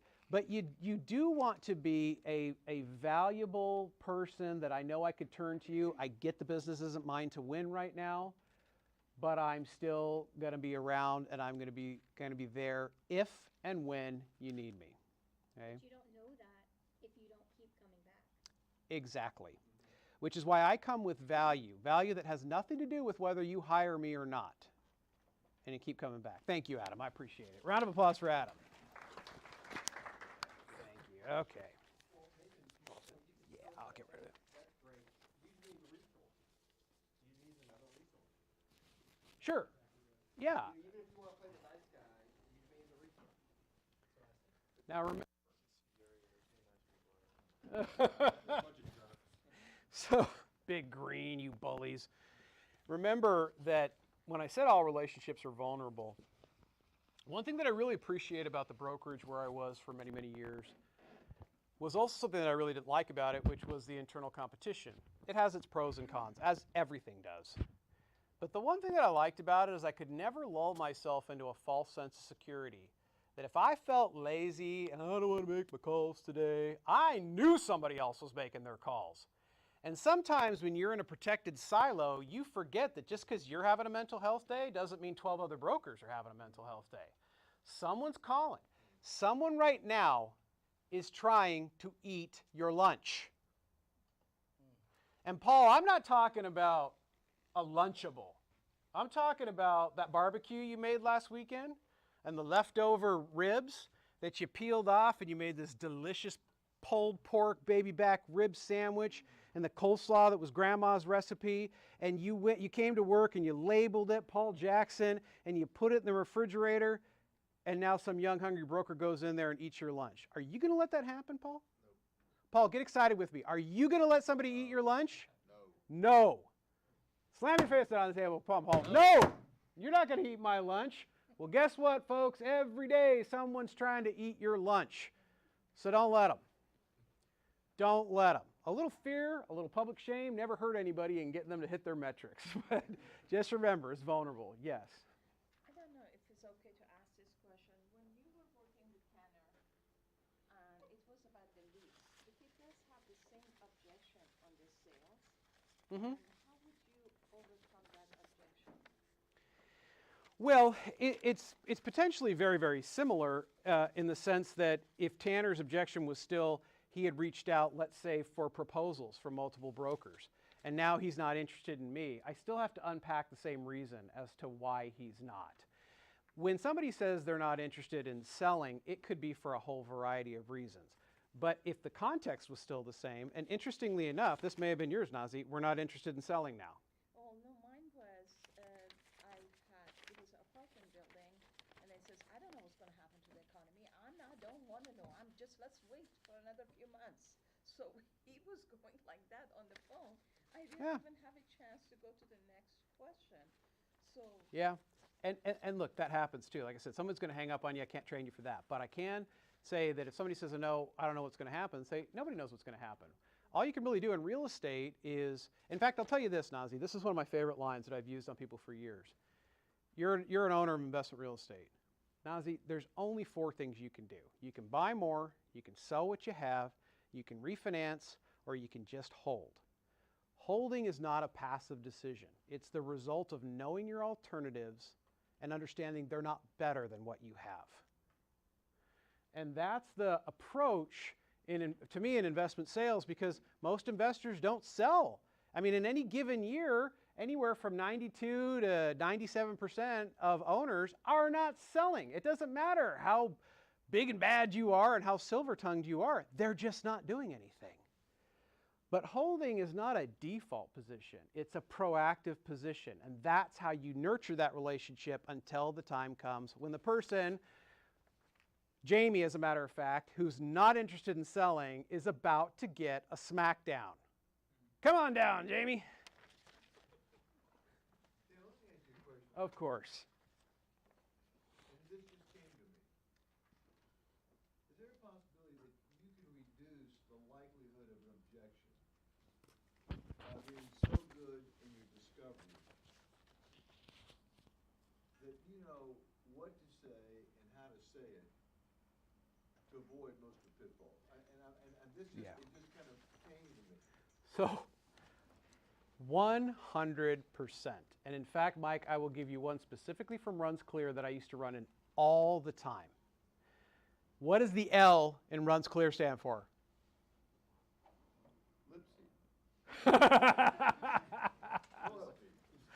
And what does loyalty mean? Who else are they working with? Are you talking to anybody else? Are you getting proposals from other people? It's other brokers. Now, you want to hear one of the dumbest things I've ever heard a broker say to me, and when I say a broker, I mean multiple. I've heard this a lot. Well, I don't want to ask the loyalty question, because if they're not talking to somebody else, I don't want to plant the seed. Tell me you're not that dumb. Tell me you're not that dumb. This is a person who didn't get an 8-figure net worth in real estate by being stupid. They don't make these decisions without considering multiple options. But what's even worse is that you walk in. So CBRE, Cushman and Wakefield. I'm serious about this. Objectively, tell me the difference between your platforms. Yeah, that's the honest answer. I have some people sometimes that have really, like, you cut them and they bleed green or they bleed blue and red and they go, well, we're more collaborative and better looking. No, the fact of the matter is those 3 global companies, and in many markets Colliers as well, sorry, your company is your ticket into the tent. I tell people at the big globals, your business card is going to get you an invitation to anything. After that, it's all about what you do.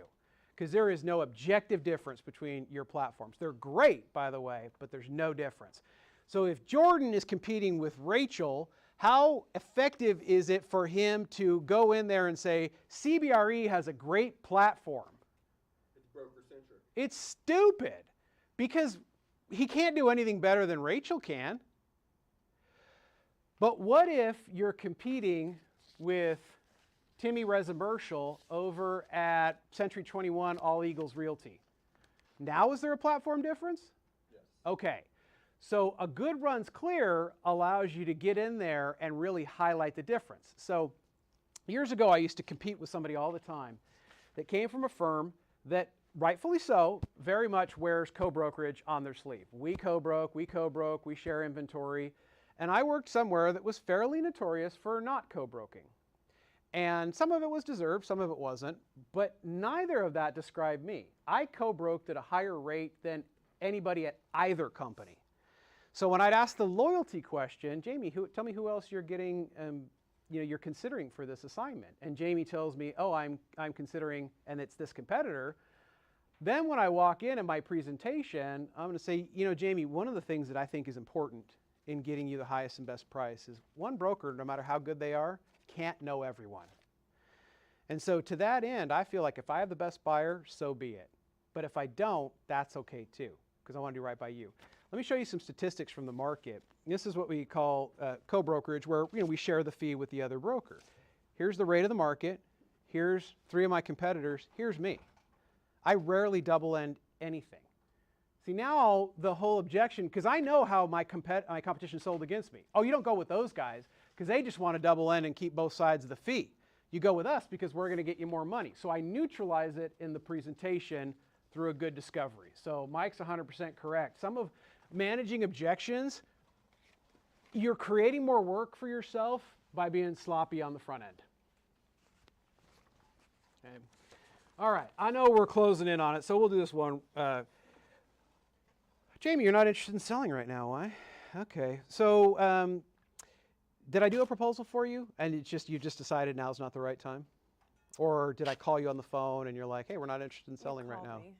I called you on the phone. Yeah. We're not interested in selling right now. Yeah. Okay, cool.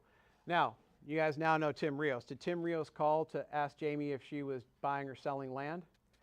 You're darn right I didn't, okay? But I called her with something else. So what am I going to do with her objection on the phone? You're calling to provide value. I'm blowing right past it. Remember the decision tree? Hey, Jamie, you know what? That's fine. Most landowners are absolutely long-term holders. Maybe 1 or 2% sell every year. That's not why I'm calling. I'm calling because. So I'm actually glad you made it on the phone, because that is not an objection to handle on the phone, unless you're a transactional caller, in which case you know what you need to do there? Hang up and dial the next person. The law of large numbers will work for you if you're a transactional caller, but you better be prepared to make a lot of calls. I worked with a team in Southern California. They had 2 cold callers on the team. Jamie, I want you to guess. How many cold calls do you think each of these individuals made every week for the team, week in, week out? 400. Okay, anybody want to go higher or lower? Who's higher? Okay, who thinks lower? Okay. A low week per individual, 500. High, 800. 500 to 800 transactional calls, because that's all you can do if you're going to dial that much. It just needs to be, are you buying and selling? Are you buying and selling? Are you buying or selling? Are you buying or selling? Now, how successful do you think that team was? 2%. I mean, just think about the bottom line. Remember Mike talked about net dollars. I think they have Oh yeah, they were. They made huge amounts of money. But you gotta know who you are. I am not, unless my kids were starving in the street and someone was threatening them right now, Tim Rios ain't making 800 calls in a week. I'm not. I want to be focused on relationships. I want to be focused on the long term. I love people. I think people are fascinating. I'm not that type. But it works. What you do not want to do is hybrid those two models and be transactional and make 50 calls a week. You're going to starve. Okay? So I know that didn't end up being that hard, Jamie. Yeah, okay. Right? I mean, well, we could have put it in a different context, but we're also close to being out of time. So, Jamie, thank thank you. you very much. Tim, quick question. Yes. Those transactional guys, did they put those people in their database and come back to them, or did they work? Oh, yeah. They have database of thousands of people. Thousands. If you're going to work a transactional calling program, you need to have a minimum of 3,000 or 4,000 people in your database, and you need to sustain a minimum of 400 to 500 outbound calls a week.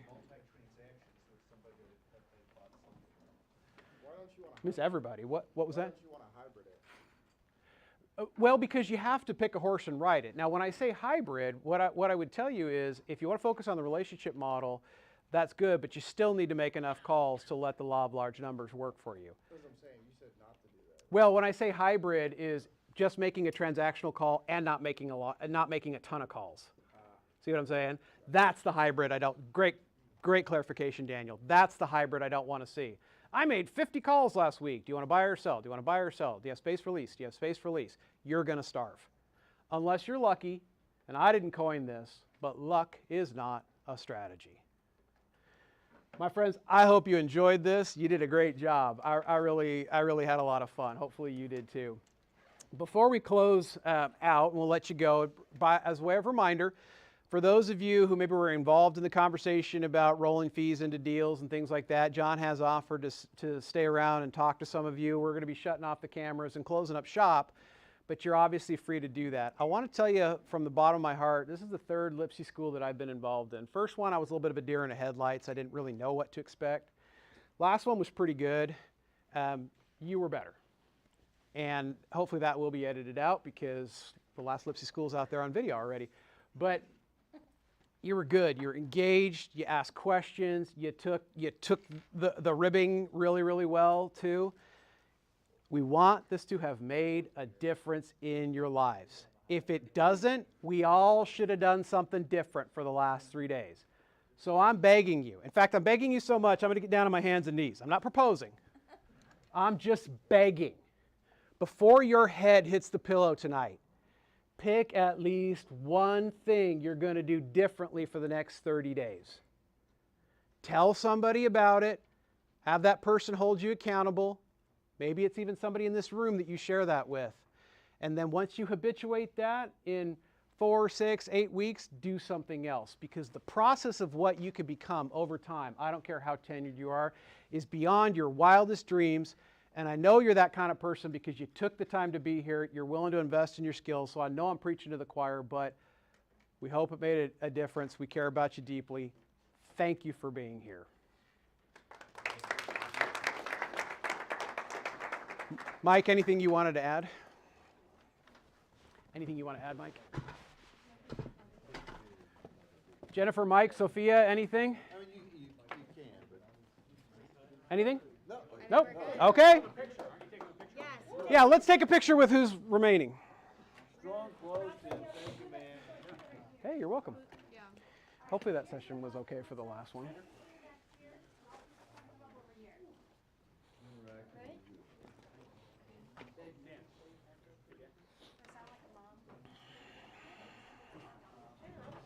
I had a friend in high school named Tanner, and he was always the butt of jokes, so I was like, what's with Tanner? So I think I'll be like a highlight reel. You got your own segment now. That's going to be the clip right there. Yes.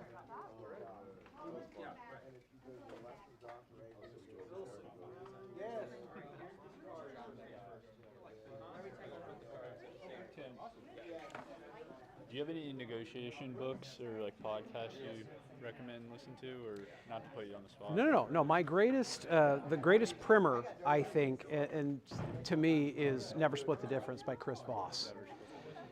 Yeah, Never Split the Difference. There was an old one called Getting to Yes, but I think there's really valuable information in there, but I wouldn't read it before splitting the difference. Never Split the Difference. That's a good place to start. Yeah. Oh, Culver, okay. No, my kid across here went to Culver, another went to Howe, my other brother went to Wentworth.